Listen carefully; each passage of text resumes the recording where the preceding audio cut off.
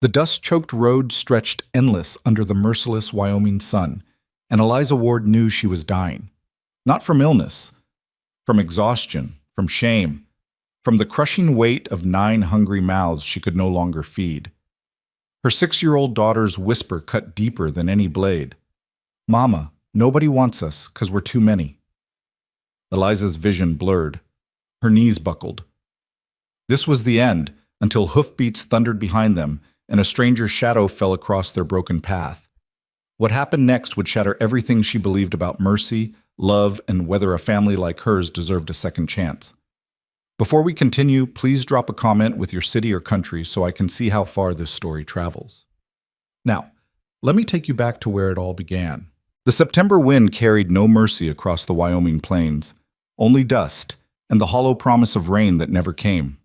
Eliza Ward's boots, worn through at the heels, held together by strips of cloth she'd torn from her own petticoat, scraped against the hardpan road with each agonizing step. Behind her, 9 children moved like ghosts, silent, sunburned, their eyes too old for their faces. She didn't need to turn around to know their conditions. She felt it in her bones, in the terrible mathematics of motherhood. 9 bodies, 1 canteen of brackish water, no food since yesterday's breakfast of boiled grass and hope. Nora, age 6, clung to 8-year-old Samuel's hand. Behind them, 10-year-old Evan carried 3-year-old Timothy on his back, the child's breathing shallow and hot with fever. The twins, Margaret and Martha, age 12, supported 13-year-old Rebecca between them, her ankles still swollen from when she'd twisted it 3 days back. 14-year-old James walked at the rear with 15-year-old Daniel, both boys moving with the grim determination of soldiers who knew the battle was already lost. And at the front, cradled against Eliza's chest in a sling made from her shawl, 7-month-old baby Ruth whimpered, a thin, reedy sound that broke Eliza's heart with each breath. 5 months. It had been 5 months since the land dispute that took her husband's life. 5 months since William Ward had ridden out to confront the cattle baron's men about fences torn down, water rights violated, livestock poisoned. He'd gone seeking justice and come back draped over his horse, a bullet through his chest, and not a damn lawman willing to investigate.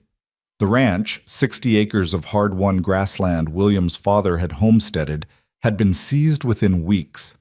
Outstanding debts, they'd claimed, though William had kept meticulous records proving otherwise. Records that mysteriously vanished when the land office burned down 3 days after his death. Convenient, coincidental, criminal. But who cared about the rights of a widow with 9 children? The town of Blackwater Ridge had made their position clear.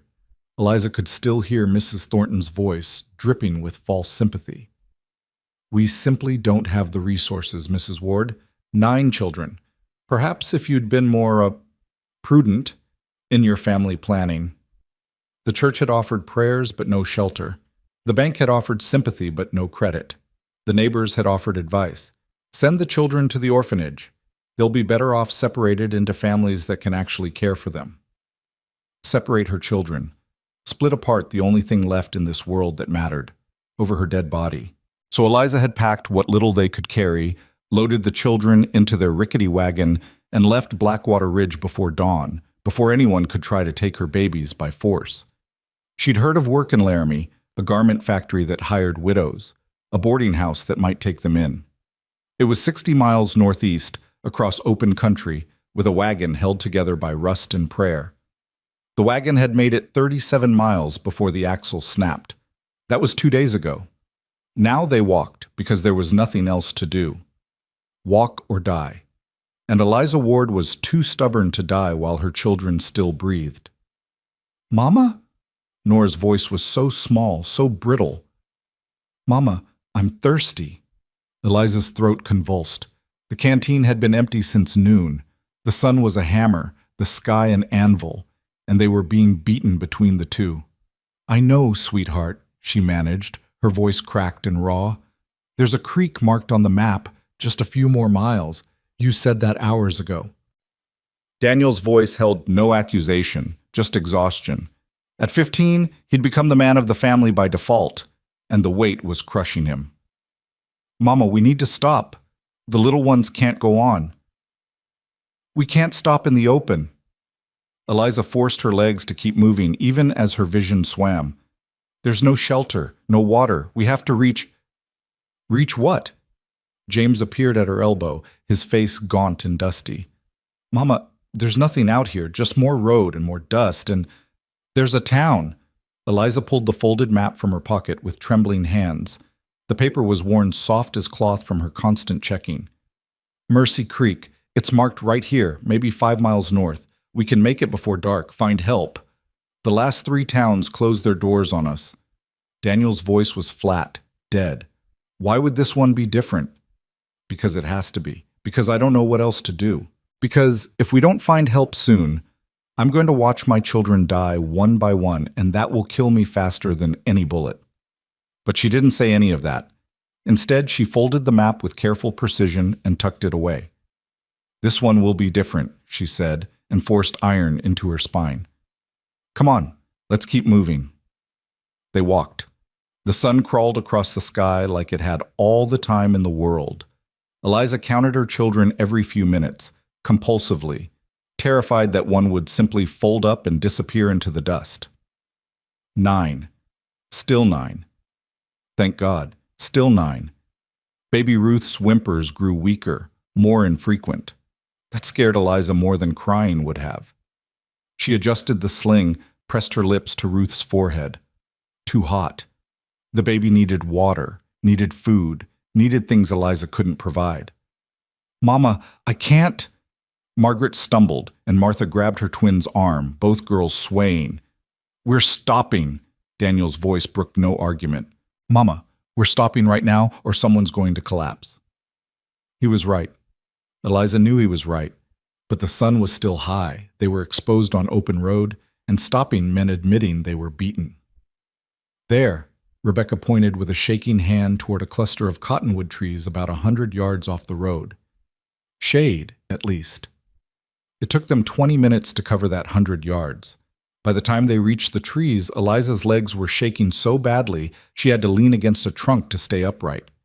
The children collapsed in the sparse shade like puppets with cut strings. Eliza made herself check each one. Timothy was burning with fever, his lips cracked and bleeding. The twins were pale as ghosts. Nora had curled into a ball, making herself as small as possible, as if she could disappear entirely. Samuel's hands shook when he tried to pat her back. Daniel, James, come with me. Eliza forced herself upright. We'll scout ahead, see if there's water. Mama, you can barely stand. Daniel's voice cracked. Just rest, please. Just for an hour. An hour? What would an hour cost? The baby's life? Timothy's? How did she calculate the value of rest against the value of time? Eliza looked at her oldest son and saw terror hiding behind exhaustion.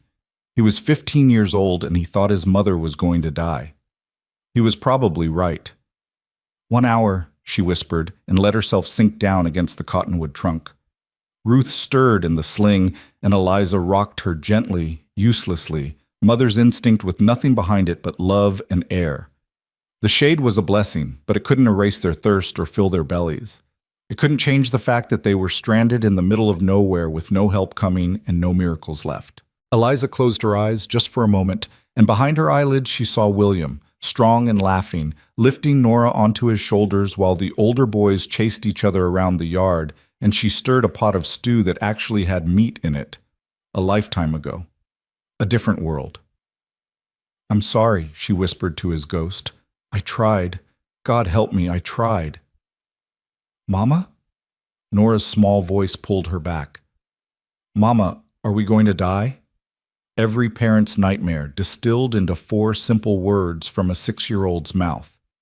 Eliza opened her eyes and looked at her daughter, dirty, sunburned, hopeful despite everything because children always believed their mothers could fix anything. No, baby. Eliza pulled Nora close, pressed a kiss to her dusty hair. No, we're not going to die. We're going to rest here a bit, then we'll keep walking and we'll find help. I promise. Promises made in desperation were lies dressed up in a mother's love. But what else could she offer? Nora nestled against her side. The ladies in town said nobody would want us because we're too many kids. Is that true? Eliza's heart cracked clean in half.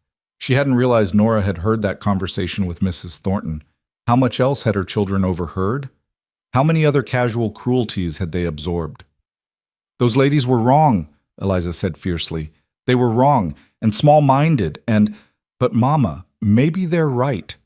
Nora's voice was so serious, so small.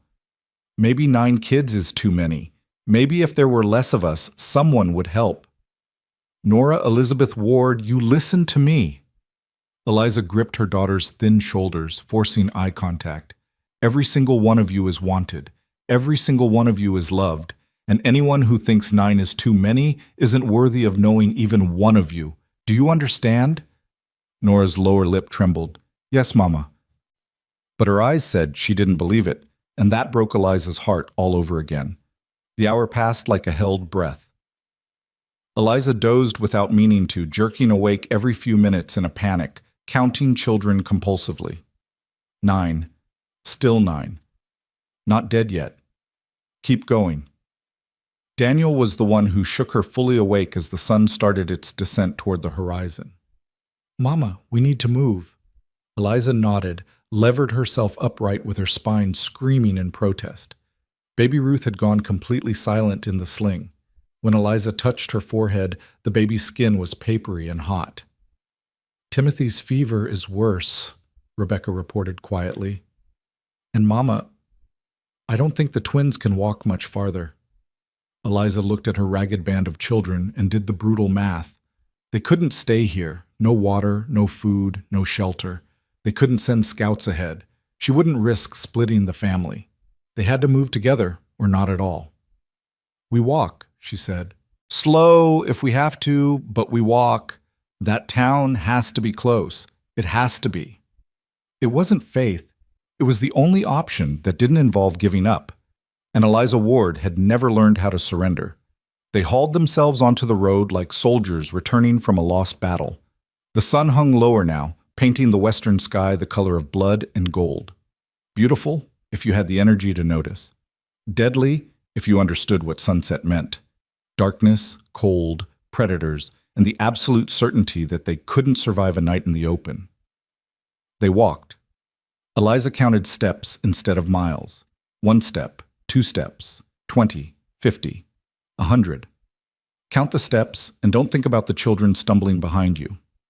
Don't think about the baby's silence. Don't think about how your own legs are shaking, how your vision keeps narrowing to a tunnel, how your heartbeat feels irregular and strange. Just walk. The road stretched on, exactly the same in every direction. Dust and scrub brush and endless sky, and Eliza began to understand that the map had lied, that Mercy Creek was a fiction, that they were going to die on this road and their bones would bleach in the sun and no one would even know to look for them. Mama! Samuel's voice was urgent. Mama, someone's coming! Eliza's head snapped up. In the distance, she could see it. A rider, moving fast, a plume of dust rising behind the horse. Hope and terror warred in her chest. A rider meant another person, meant potential help. But it also meant a stranger, meant possible danger, meant someone who would see a desperate widow with 9 starving children and make calculations about whether helping was worth the cost. Stay together, Eliza ordered. The children clustered close, and she shifted Ruth's sling, trying to make her baby look less like a dying child and more like a normal infant. Trying to make them all look less pathetic, less burdensome, less like the human catastrophe they'd become. The rider grew closer. Male, Eliza noted. Tall in the saddle, broad shoulders, dark hat pulled low. He rode with the easy confidence of someone who belonged in this landscape, who'd never had to count steps to stay alive. As he approached, Eliza forced her spine straight, forced her chin up, tried to summon dignity from the wreckage of her pride. She stepped slightly forward, positioning herself between the stranger and her children, a mother's instinct, utterly useless against a man on horseback but impossible to suppress. The rider slowed as he neared them, his horse dancing sideways, nostrils flaring at the scent of their desperation. The man himself was maybe 35, with a weathered face and eyes that had seen their share of storms.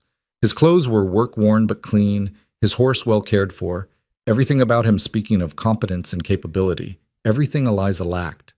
Those storm-gray eyes swept over her, over the children, missing nothing. Eliza watched his expression, waiting for the pity, the disgust, the judgment. Instead, she saw something that looked almost like recognition, as if he'd seen this scene before. "Ma'am." He touched the brim of his hat, voice low and even. "You folks look like you could use some help." It was the kindness in his tone that nearly broke her. Eliza had armored herself against cruelty, against rejection, but gentleness slipped right through her defenses. "We're fine." The lie was automatic, ridiculous. "Just heading to Mercy Creek, not far now." The rider, rancher, she amended, noting the rope coiled at his saddle, the work-roughened hands, studied her for a long moment. "Mercy Creek's been a ghost town for 3 years, ma'am. Nothing there but empty buildings and rattlesnakes." The words hit like a physical blow. Empty. The town was empty. The map had lied, or was outdated, and there was no help waiting, no salvation, just more dust and death, and Eliza's knees buckled. She didn't mean to fall. She commanded her legs to hold, ordered her body to stay upright, but 5 days of walking on empty and the death of hope was too much. She staggered, vision graying at the edges. "Mama!" Daniel's shout seemed to come from very far away. Then strong hands caught her arms, held her upright, and the rancher's voice was urgent. "Easy now. When's the last time you ate?" "I'm fine." Eliza tried to push away, but her muscles wouldn't obey. "The children? The children need their mother conscious." The rancher shifted his grip, supporting more of her weight. "And you're about 30 seconds from passing out." He was right. The world was tilting, her heartbeat thready and strange. She'd pushed too far, run too long on nothing, and her body was finally demanding payment. "Daniel," the rancher's voice carried authority. "You're the oldest?" "Yes, sir." Daniel stepped forward, terrified but trying to hide it. "How long since you all ate? Truth now." "Yesterday morning." Daniel's voice was barely a whisper. "Some grass boiled in water. Before that, I don't remember." The rancher's jaw tightened. He looked back at Eliza, at the baby silent in the sling, at the 8 other children swaying in the road. "My ranch is 3 miles west," he said. "I've got food, water, shelter. You're all coming with me." "We can't—" Eliza tried to find words. "We don't have money. We can't pay you for—" "Did I ask for payment?" The rancher's tone was gentle but firm. "Ma'am, you've got 9 kids about to collapse, and you're not far behind. This isn't a negotiation." "Why?" The word tore from Eliza's throat. "Why would you help us? You don't even know us. We're nothing but—" "Trouble?" The rancher's mouth quirked, something sad and knowing in his expression. "Maybe so. But trouble or not, I'm not leaving children to die on the road." Nora, small and brave and breaking Eliza's heart, stepped forward. She looked up at the rancher with her mother's eyes, haunted, exhausted, far too old. "Nobody wants my mama because she has too many kids," Nora said, her voice carrying the weight of every rejection they'd faced. "That's what the town lady said. 9 is too many." The rancher crouched down, bringing himself to eye level with this tiny, fierce girl. When he spoke, his voice carried a conviction that made Eliza's breath catch. "Good," he said simply. "I want all of you." The silence that followed was absolute. Eliza stared at this stranger who'd appeared from nowhere, who'd heard the worst truth about them and responded with the most impossible words. All of them. He wanted all of them. "I don't understand," Eliza whispered.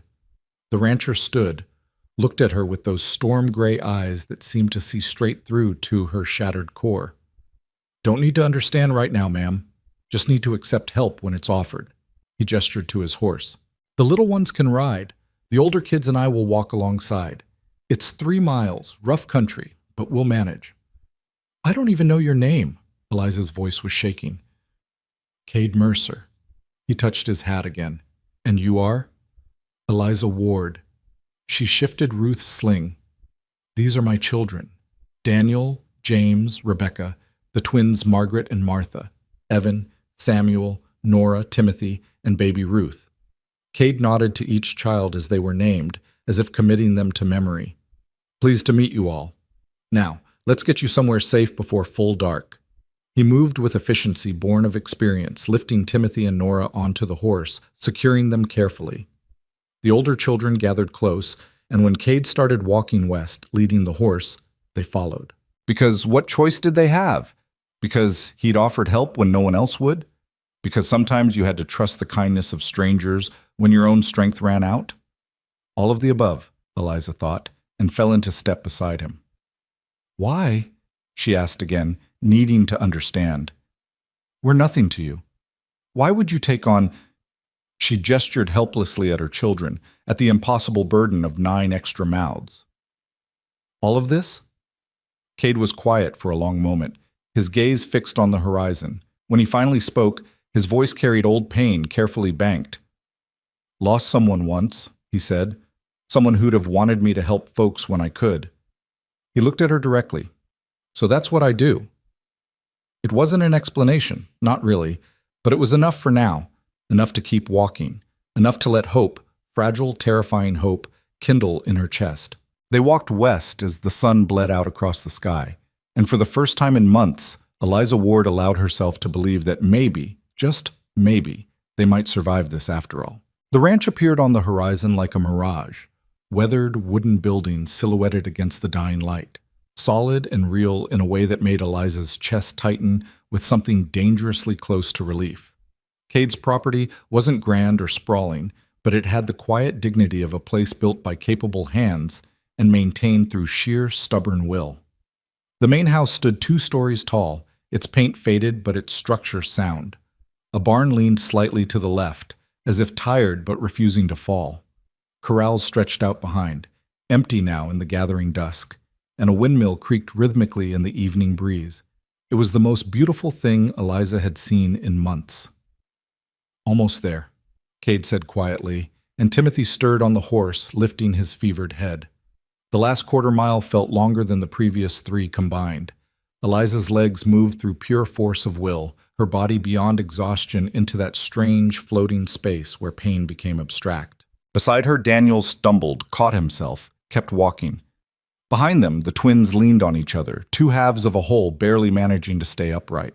They crossed through a gate. Cade held it open, counting heads as each child passed through, and into a yard that smelled of hay and horses and something cooking. Eliza's stomach clenched violently at that last scent, and she had to stop, breathing through her nose, willing herself not to collapse right there in sight of shelter. Rebecca, James, help your mother to the porch. Cade was already lifting Timothy down from the horse, the boy's small body limp as a rag doll. Daniel, bring the little ones inside. Front doors unlocked. They moved like sleepwalkers, the children climbing the porch steps with the slow deliberation of the very old or very young. The door swung open on well-oiled hinges and warm air spilled out, actual warmth from an actual fire, the kind of luxury they'd forgotten existed. The interior was sparse but clean. A main room with a stone fireplace, a long wooden table flanked by mismatched chairs, a kitchen area with a cast-iron stove still radiating heat, stairs leading up to what must be bedrooms. Everything neat, everything ordered, everything carrying the particular loneliness of a house kept by someone who lived alone. Sit, Cade instructed, and the children dropped into chairs like soldiers given permission to fall out. Nora crawled into Samuel's lap, both of them shaking with exhaustion. The twins slumped against each other. Evan simply laid his head on the table and closed his eyes. Eliza remained standing through sheer stubbornness, clutching Ruth's sling, swaying slightly. Her mind felt disconnected from her body, floating somewhere above the scene, unable to fully process that they were inside, that there was food cooking, that this stranger had actually brought them home. Ma'am, you need to sit before you fall. Cade's voice cut through the fog. He'd deposited Timothy on a settee near the fire and was already moving toward the stove. I've got stew. Made it this morning, so it's been simmering all day. Nothing fancy, but it's hot and there's plenty. We can't. Eliza's protest died as her knees gave out. James caught her elbow, guided her to a chair, and she sank into it gratefully, hating her weakness, grateful for it in equal measure. Can't what? Eat? Cade was ladling stew into bowls with practiced efficiency. Watch me stop you. He set the first bowl in front of Daniel. Slowly now. Your stomachs aren't used to real food, small bites, wait between them or you'll make yourselves sick. Daniel stared at the bowl like it might disappear. Chunks of beef, potatoes, carrots swimming in rich brown gravy. Real food. Actual meat. His hand shook as he picked up the spoon. Go on, Kate encouraged. All of you. There's more where that came from. It was like watching a dam break in slow motion. Daniel took one bite, then another, tears streaming down his face as he chewed. The twins received their bowls and ate in perfect synchronization, their eyes closed in something like prayer. Samuel tried to feed Nora first, but she pushed the spoon back toward his mouth. You first, you're bigger. And they compromised by taking turns. Cade moved through the room distributing bowls, his movements economical and sure. When he reached Eliza, he paused, studying her with those storm-gray eyes. The baby needs water first, he said. You have milk? Eliza's face burned with shame. Not enough. I've been trying, but without food, without water, I can't. Her voice cracked. She's barely nursing anymore. Cade nodded once, disappeared into the kitchen, returned with a clean cloth and a cup of water. We'll try this. Dip the cloth, let her suck on it, small amounts, frequent. If that doesn't work, I've got a neighbor with a milk cow. We can try that. He showed Eliza how to wet the cloth, how to let Ruth's tiny mouth close around the fabric. The baby stirred, whimpered, then began to suck weakly. It wasn't much, but it was something, and Eliza felt hot tears track down her cheeks. Thank you, she whispered. Thank you. I don't know how to eat your stew. Cade set a bowl in front of her. Can't help the baby if you collapse. The stew was the best thing Eliza had ever tasted, and she knew objectively that it was probably just decent ranch cooking. But to a body running on empty, it might as well have been a feast prepared by angels. She forced herself to follow Cade's advice. Small bites, slow chewing, waiting between spoonfuls, even as her stomach screamed for more, faster, everything. Around the table, her children ate with the same desperate restraint. No one spoke. The only sounds were spoons against bowls, quiet chewing, the crackle of the fire, and Ruth's small sucking noises as she pulled water from the cloth. Cade refilled bowls without being asked, keeping portions modest, watching to make sure no one made themselves sick. When Evan reached for a third helping, Cade gently intercepted his hand. Give your stomach time to settle first, he said kindly. I promise there'll be breakfast in the morning. You won't go hungry here. Evan nodded, but his eyes were wary, like he'd heard promises before that turned to lies. After the meal, Cade cleared the bowls and set water to boil on the stove. There's a washroom through that door, he told Daniel. 3 at a time can wash up. You'll feel better for it. And I'll need to check the little one's fever. He gestured to Timothy, still lying listless on the settee. I can do it, Eliza protested, but Cade shook his head. You're barely upright yourself. Let me help. He crossed to Timothy, laid a hand on the boy's forehead, frowned. He's burning up. How long has he been sick? 3 days. Eliza felt guilt twist in her gut. I've been trying to keep him cool, but without water, without shade. You did what you could. Cade's tone was matter-of-fact, not absolving her, but not condemning either. He scooped Timothy up as if the 4-year-old weighed nothing. I've got willow bark tea and cool compresses. We'll get this fever down. He disappeared upstairs with Timothy cradled against his chest, and Eliza felt something in her chest crack open. This stranger carrying her sick child with the same gentle competence he'd shown in everything else. Asking for nothing, expecting nothing, just helping because it needed to be done. Daniel organized the washing rotation with military precision, sending the twins first, then Samuel and Nora, then Evan and James. Rebecca stayed with Eliza, hovering nervously, her 13-year-old face pinched with worry. Mama, is this real? She whispered. He's not going to... in the morning he won't... Won't what, sweetheart? Change his mind. Send us away. Tell us we're too much trouble. Rebecca twisted her hands in her skirt. Everyone else did. Eliza wanted to promise it would be different, but she'd learned the hard way that promises were just pretty lies dressed up in hope. I don't know, she admitted, but whatever happens, we're together. That's what matters. Rebecca didn't look convinced, but she nodded and went quiet. Cade reappeared after a while, his expression serious but not panicked. Fever's high, but not dangerous yet. I've got him in cool compresses and he's sipping willow bark tea. He needs rest more than anything. He looked at Eliza. When's the last time any of them slept in an actual bed? 5 months, The words came out flat, exhausted. Since before we lost the ranch. Something shifted in Cade's expression, not pity, but understanding. There are 3 bedrooms upstairs, he said. The main room has a large bed that'll fit the littlest ones. Timothy, Nora, Samuel, the baby. Second room has 2 smaller beds for the older girls and boys. Third room, he paused. That's where I sleep, but tonight you'll take it. I'll bunk in the barn. Absolutely not. Eliza tried to stand, swayed, gripped the table edge. You've already done too much. We can sleep in the barn. Or, ma'am, with respect, you're in no condition to argue. Cade's voice was gentle but immovable. You need actual rest in an actual bed, and your children need to know you're safe and close. I've slept in that barn more times than I can count. It's got a stove, a cot, everything I need. This isn't negotiable. Why are you doing this? Eliza's voice broke on the question. We're strangers. We bring nothing but trouble and expense. 9 children to feed, house, care for. Do you understand what you've taken on? Cade was quiet for a long moment, his gaze distant, focused on something only he could see. When he spoke, his voice carried the weight of old grief carefully managed. Had a wife once, he said softly. Sarah. Sweetest soul you'd ever meet, heart bigger than the whole territory. We were going to fill this house with children, with noise and life and love. He looked at Eliza directly. She died of fever 6 years ago, 3 months after our wedding. Took our unborn baby with her. The silence that followed was profound. Eliza felt tears burn behind her eyes, felt Rebecca's hand slip into hers. I'm sorry, Eliza whispered. I'm so sorry. Me too. Cade's smile was sad, self-deprecating. This house has been too quiet for too long. Sarah used to say that a home isn't about the building, it's about the people inside it. She'd have loved the chaos of 9 kids.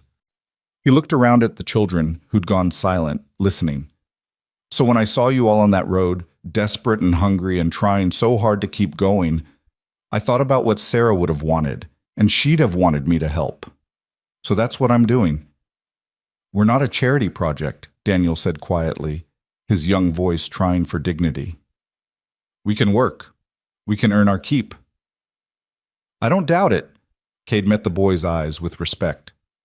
But tonight you're guests. Tomorrow we can talk about arrangements, about what comes next. Right now you all need sleep. He herded them upstairs with the same gentle firmness he'd shown at dinner, showing the boys to one room, the girls to another, settling the little ones in the main bedroom where Timothy already lay sleeping under cool compresses. Eliza followed in a daze, Ruth still clutched to her chest, her mind unable to fully process the softness of blankets, the clean smell of sheets, the impossible luxury of safety. The room Cade showed her to was simple but comfortable. A large bed with a quilt, a washstand with clean water, a window overlooking the darkened prairie. His room, Eliza realized, noting the few personal items. A photograph on the dresser showing a younger Cade and a beautiful woman with kind eyes. A pocket watch on the nightstand, boots lined up precisely by the door. Sarah, Cade said softly, seeing where Eliza's gaze had landed on the photograph.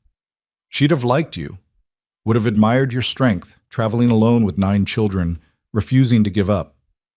I'm not strong. Eliza's voice was hollow. I'm just too stubborn to die. That's the same thing in my experience. Cade moved toward the door. There's a bell pull by the bed if you need anything in the night. I'll be in the barn, but I'm a light sleeper. And ma'am? He paused in the doorway. You're safe here. All of you. Get some rest. He closed the door quietly, and Eliza stood in the center of the room, swaying slightly, Ruth warm against her chest. Safe. The word felt foreign, impossible, like a language she'd forgotten how to speak. She laid Ruth in the center of the bed, surrounding her with pillows, then sank down beside her baby and let herself cry, great wrenching sobs that she'd been holding back for 5 months. For every mile walked and every door slammed in her face, and every night spent wondering if morning would find her children dead from hunger, or cold, or her own failures as a mother. She cried until there was nothing left, until exhaustion pulled her down into sleep still wearing her dusty clothes, still clutching her baby close, still half convinced she'd wake to find this was all a fever dream and they were still on that road, still dying, still alone. But when morning light filtered through the window, she was still in the soft bed. Ruth was stirring beside her, making small, hungry noises. And from downstairs came the smell of coffee and frying bacon and the low murmur of Cade's voice talking with her children. Real. This was real. Eliza sat up slowly, her body aching in new ways. The ache of muscles finally allowed to rest, of a stomach given food after too long empty. She changed Ruth's diaper using a clean cloth she found in the washstand drawer, then made her way downstairs on trembling legs. The kitchen was organized chaos. Cade stood at the stove managing 3 pans simultaneously, while Daniel set the table and Rebecca sliced bread. The other children were already seated, scrubbed clean, wearing clothes that weren't their own, too big on the smaller ones, but clean and whole, without holes or tears. You raided your own wardrobe, Eliza said from the doorway, and Cade glanced over his shoulder. Morning, and yes, figured real clothes beat road dust. They'll need proper fitting later, but this works for now. He slid eggs onto plates with practiced ease. How's the baby? Hungry? Eliza felt self-conscious, standing there in her filthy dress while everyone else looked almost human again. I need to feed her, but you need food first. Cade pointed to an empty chair. Sit, eat. Your daughter can wait 10 minutes. It went against every maternal instinct, but Eliza knew he was right. She sat, accepted the plate of eggs and bacon and fried potatoes he placed before her, and ate while Ruth fussed in her arms. The children chattered quietly, more animated than she'd seen them in months, and Eliza realized with a start that they were relaxed. Actually relaxed, without the constant tension of survival riding their shoulders. After breakfast, she retreated to feed Ruth in private, and when she emerged, Cade had organized the children into work details with the efficiency of a general deploying troops. Daniel, James, you're with me checking fence lines. Rebecca, Margaret, Martha, if you're willing, the chicken coop could use mucking and the vegetable garden is more weeds than vegetables. Evan, Samuel, you two are on water duty. All the troughs need filling. And Nora, he crouched down to her level. Think you can keep an eye on Timothy today? Make sure he drinks his willow bark tea? Nora nodded solemnly, thrilled to be given responsibility. Wait, Eliza stepped forward. Mr. Mercer, this is too much. We can't just take over your home, put your children to work. They're not working, they're helping. There's a difference. Cade straightened, met her eyes calmly. And while they're busy, you and I are going to have a conversation about what happens next. Fair? It wasn't fair. None of this was fair. She was imposing on his generosity, disrupting his life, taking advantage of his kindness. But she also didn't have the strength to refuse, not when her children finally looked like children again instead of starving refugees. Fair, she whispered. The children scattered to their assigned tasks with an enthusiasm that made Eliza's throat tight. Cade poured 2 cups of coffee, handed her one, and gestured to the porch. They sat in rocking chairs that overlooked the prairie, the morning sun warming the weathered wood, and for a long moment neither spoke. Eliza sipped her coffee, real coffee, strong and hot, and tried to organize her thoughts into something coherent. I need to be honest with you, she finally said. We have nothing, no money, no property, no prospects. My husband was killed in a land dispute, and the men responsible took everything we owned. I've been trying to reach Laramie, find work, find somewhere to settle, but... She gestured helplessly. 9 children. No one wants that burden. So you've said. Cade's voice was mild. And I've said I want all of you. So where does that leave us? I don't understand what you expect in return. Eliza set her coffee cup down with a sharp click. No one helps without expecting something. What is it you want? Because if you think I'm going to trade myself for shelter, if you think... Stop.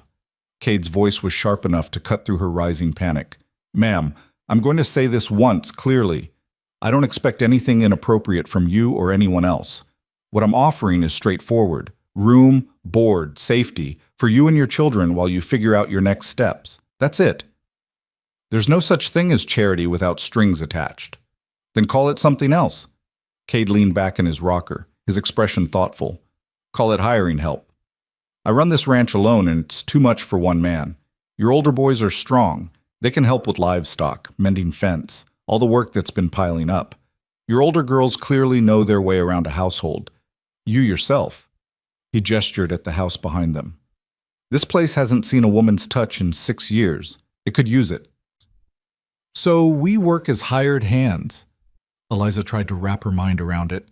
For room and board. And a wage. Cade named a figure that made Eliza's eyes widen. Split however you see fit among the older children who work. The little ones are just children. They don't owe me labor. They owe me nothing except to be kids, which they haven't been able to do in too long. It was too generous. Too much. Too good to be true. Why? Eliza asked again. The truth this time.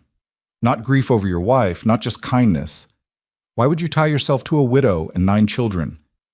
Will be nothing but a complication in your life. Cade was quiet for so long Eliza thought he might not answer. When he finally spoke, his voice was low, almost hesitant. You asked about Sarah, he said. About what she'd have wanted. Truth is, after she died, I wanted to die too. This ranch, this house, it all felt like a tomb. I went through the motions, worked myself half to death trying not to feel anything. He looked out at the prairie. Then about a year ago, I was in town and saw a woman getting thrown out of the general store with her kids. 3 little ones all crying, Mama trying to keep her dignity while the shopkeeper called her trash for not being able to pay her tab. Eliza felt her chest tighten, recognizing the story. I paid her tab, Cade continued. Bought her groceries. She cried, thanked me, promised to repay me. I never saw her again, heard later she'd moved to her sister's place in Denver. He turned to look at Eliza directly. But for the first time since Sarah died, I felt something other than emptiness.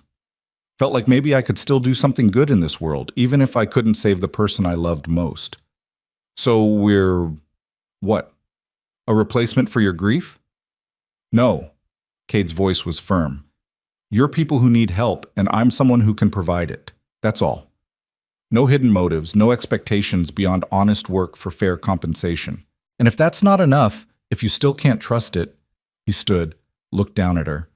Then stay a few days, rest, get your strength back, and I'll take you to Laramie myself. No strings, no debt. Your choice. He walked back inside, leaving Eliza alone on the porch with her coffee and her spinning thoughts. The sound of children's laughter drifted from the garden, her girls, working in the soil, giggling over something. From the barn came Daniel's voice, calling to his younger brother. Normal sounds, happy sounds, the sounds of a childhood she'd thought lost forever. Eliza closed her eyes and felt tears slide down her cheeks again. But these were different. Not despair this time. Not quite hope either. Something in between. The fragile recognition that maybe, just maybe, they'd stumbled onto something rare. A good man with a lonely house, and a widow with too many children, both trying to figure out how to keep living after loss tried to destroy them. It wasn't a fairy tale. Fairy? It wasn't romance. It was something more practical and more precious. Survival through mutual need, generosity born of grief, and the possibility that broken things could be useful to each other. The day unfolded with surprising ease. The children worked without complaint, taking pride in their tasks, responding to Cade's quiet instructions with the eagerness of kids desperate to prove their worth.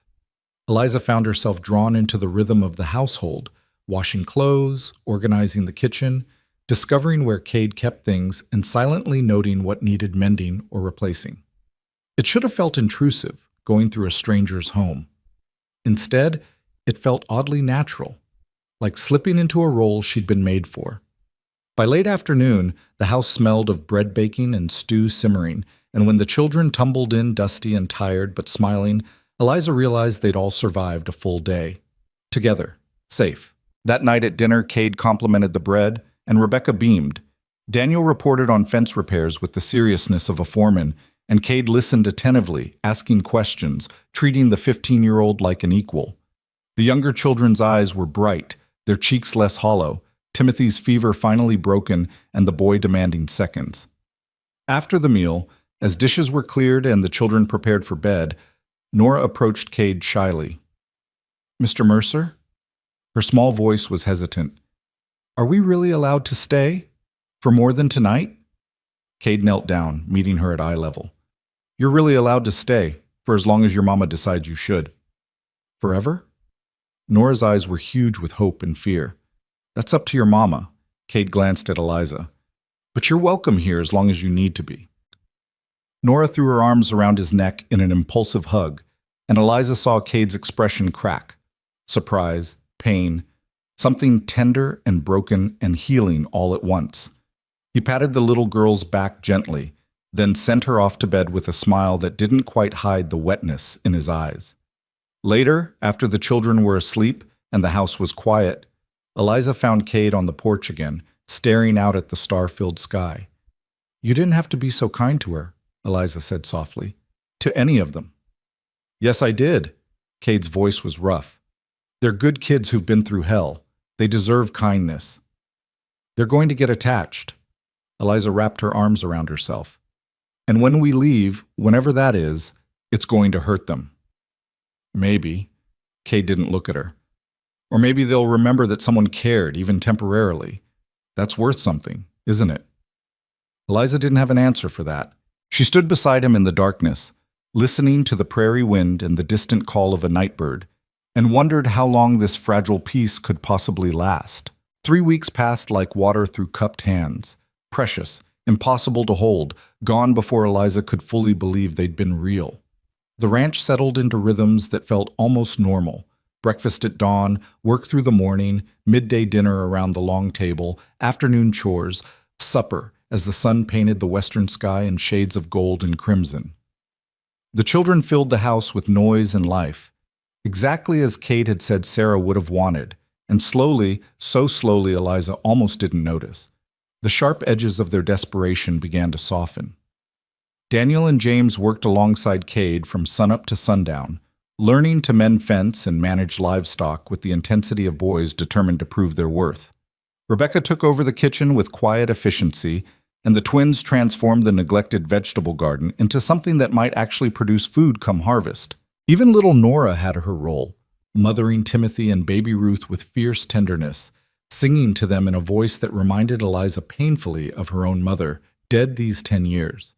But beneath the surface calm, tension coiled like a spring wound too tight. The town of Hollow Creek, 5 miles south, the nearest settlement with an actual general store and post office, had noticed the sudden appearance of a widow and 9 children at Cade Mercer's ranch, and what the town noticed, the town discussed. Eliza first became aware of the gossip on a Thursday afternoon when she accompanied Cade to town for supplies. She'd resisted the trip, wanting to stay invisible, but they needed fabric for clothes and flour for bread and a dozen other necessities that couldn't be avoided. The children had stayed behind with Daniel in charge, and Eliza had climbed onto the wagon seat beside Cade with her spine straight and her chin up, armoring herself against whatever judgment awaited. The stairs began the moment they rolled down Main Street. Women in their clean dresses and proper bonnets stopped their conversations to watch. Men outside the saloon nudged each other, muttering behind their hands. By the time Cade pulled up in front of Morrison's general store, Eliza felt stripped naked by their collective scrutiny. Ignore them, Cade said quietly, offering his hand to help her down. Small-town gossips with nothing better to do. But ignoring poison didn't make it less toxic. Inside the store, Mrs. Morrison, a stern woman with the pinched expression of someone perpetually smelling something unpleasant, regarded Eliza with cold assessment. Mrs. Ward, the name came out clipped, disapproving. I'd heard rumors you'd taken up residence at the Mercer Ranch, with your considerable family. Mrs. Ward and her children are my employees, Cade said evenly, already pulling items from shelves. I've needed help running the place, and they've needed work. Fair arrangement for everyone.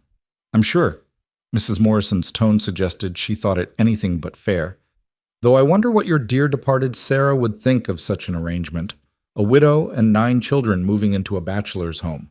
The appearance of impropriety alone is nobody's business but mine. Cade's voice carried a warning edge. I'll take 30 pounds of flour, 20 of sugar, salt, coffee, and fabric. Rebecca gave me a list of measurements. He handed over a paper covered in Rebecca's careful handwriting, and Mrs. Morrison accepted it with pursed lips. As she gathered the supplies, she kept up a running commentary designed to sound like concern, but sharpened with judgment. Of course, Mr. Mercer, we all understand you're a generous man. Perhaps too generous for your own good. Taking on such a burden, 9 children, the expense alone must be staggering, and the questions it raises about the nature of the arrangement. She emphasized the last word meaningfully. People do talk, you understand. They wonder about a woman who would move herself and her children into a man's home with such haste, the presumption of it. Eliza felt her face burn.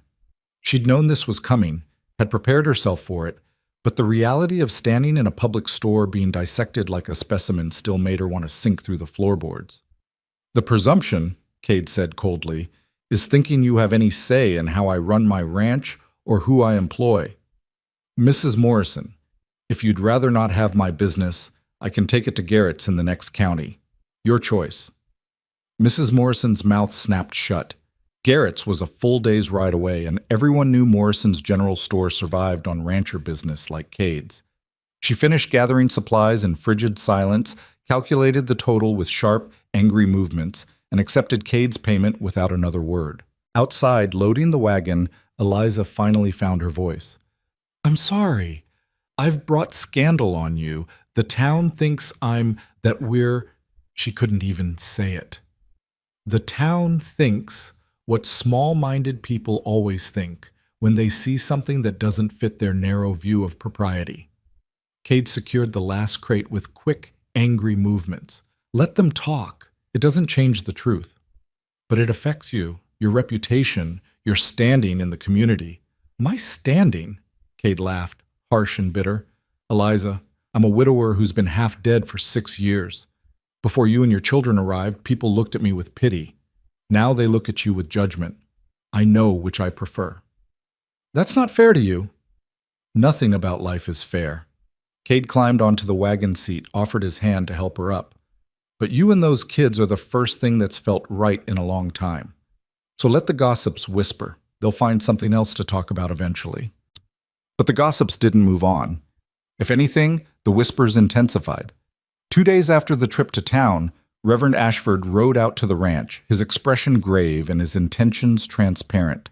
Eliza watched from the kitchen window as Cade met him in the yard, and even from a distance she could read the tension in Cade's shoulders.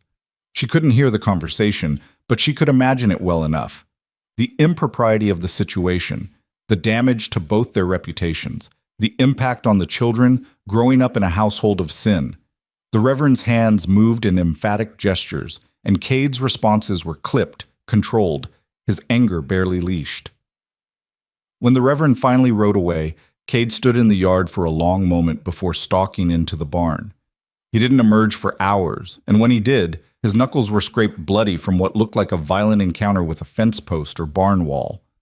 Let me see. Eliza cornered him at the water pump, her tone brooking no argument.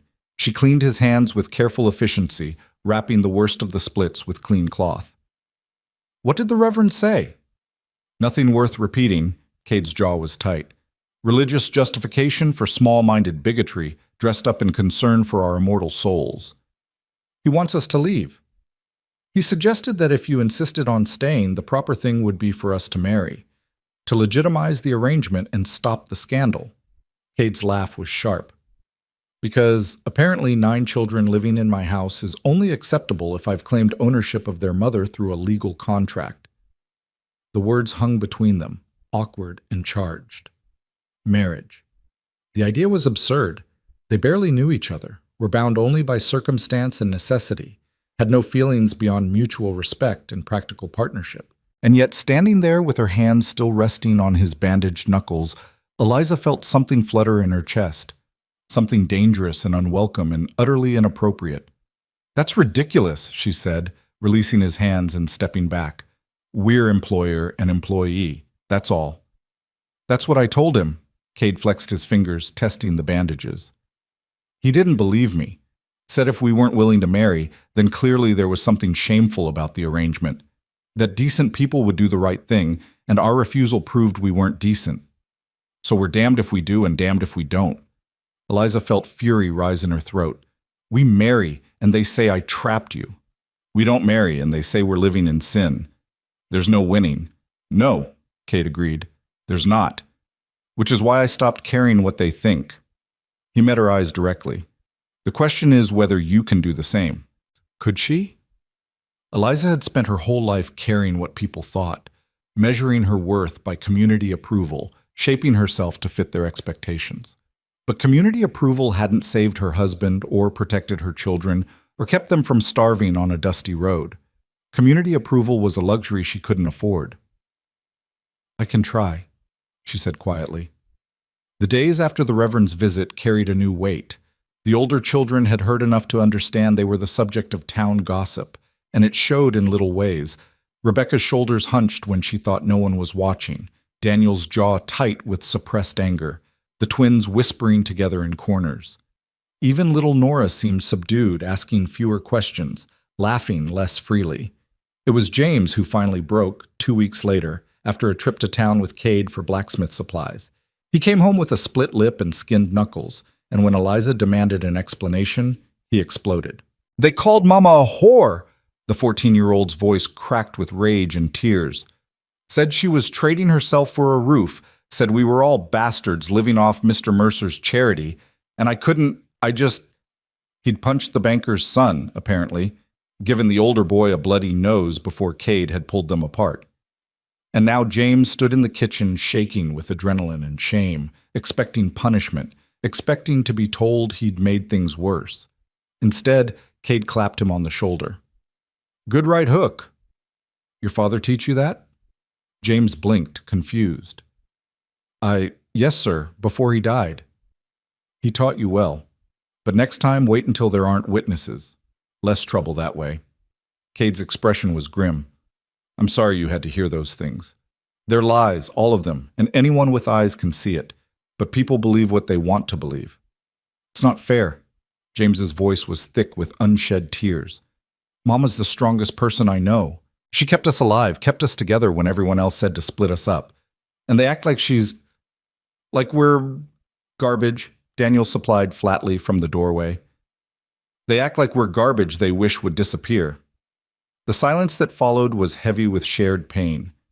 Eliza looked at her children, her beautiful, brave, damaged children who'd survived so much and were now being punished for the crime of accepting help, and felt something harden in her chest. "Maybe we should go," she said quietly.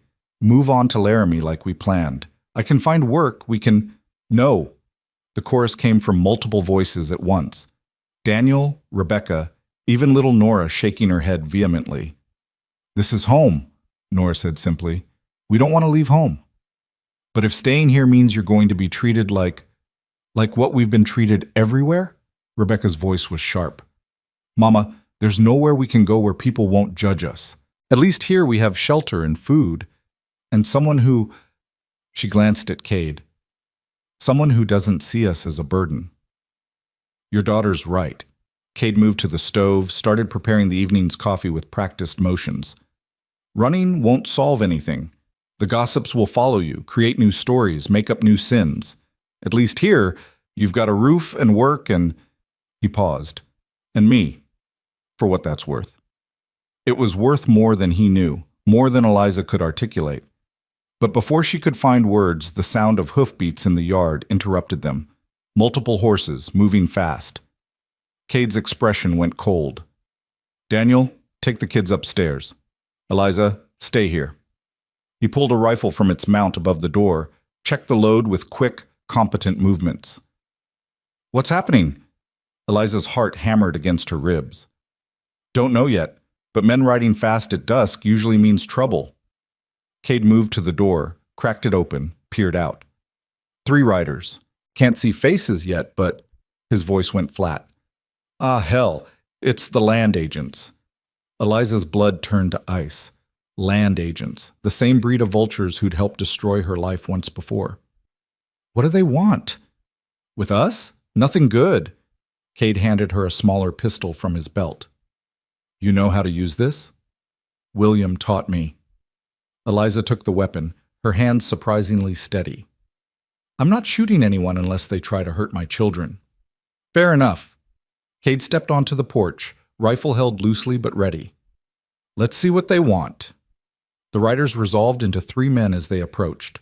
2 she didn't recognize and 1 she did. Marcus Dalton, the cattle baron's foreman who'd been present when William died. Recognition hit her like a physical blow, and she gasped. Cade glanced back at her. "You know him?"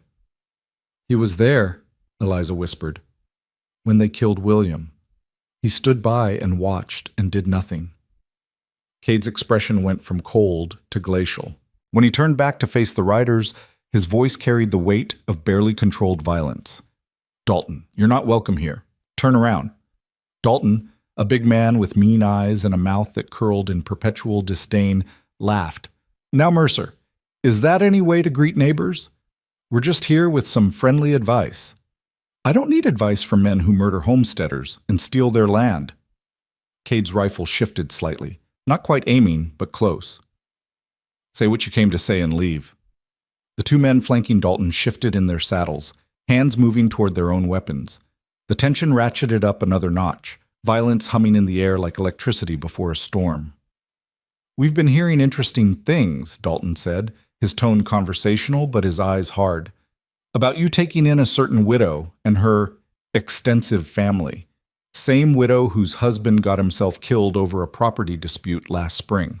Now, that seems like an odd choice for a smart man like you, Mercer, taking on someone else's trouble." "Mrs. Ward and her children are my employees. What business is it of yours?" "It's our business when that widow's presence might cause complications. There are men in this territory who don't take kindly to people harboring folks who made accusations about legitimate business dealings. Accusations that couldn't be proven, mind you, but that nonetheless left a bad taste." Dalton's smile was all teeth. "We're just suggesting that maybe it would be healthier for everyone if the widow moved along.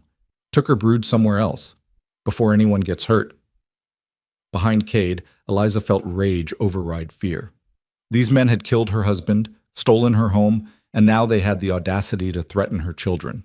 She stepped onto the porch, ignoring Cade's warning glance. "My husband was murdered," she said clearly. "Shot down in cold blood over a fence line dispute that was manufactured to steal our land. Everyone knows it, even if no one will say it. And now you come here threatening me and mine because you're afraid the truth might come out?" "No proof of murder, Mrs. Ward." Dalton's eyes glittered dangerously. "Just an unfortunate accident. And as for threats, well, we're just concerned citizens worried about Mr. Mercer's welfare. Taking on 9 extra mouths to feed, sheltering a woman of questionable reputation, it's a burden that might break a man. We'd hate to see that happen." "Get off my land." Cade's voice was quiet, deadly. "Now." We're going. Dalton gathered his reins but didn't move. "Just remember what we said, Mercer. Sometimes charity costs more than a man can afford to pay. Sometimes the smart thing is to cut your losses before they drag you under." His gaze shifted to Eliza. "And Mrs. Ward? You might want to think about those children of yours. 9 of them, all depending on you to make smart choices. Would be a shame if your stubbornness put them in danger." The threat was implicit, but unmistakable. Eliza felt cold spread through her chest, but before she could respond, Cade took 3 steps forward, rifle rising. "You just threatened children on my property," he said softly. "That's a mistake you won't make twice. If I see you or your men near this ranch again, if I hear about anyone bothering these kids in town, if so much as a fence post gets knocked down suspiciously, I will hold you personally responsible. And Dalton, I'm not some homesteader you can push around.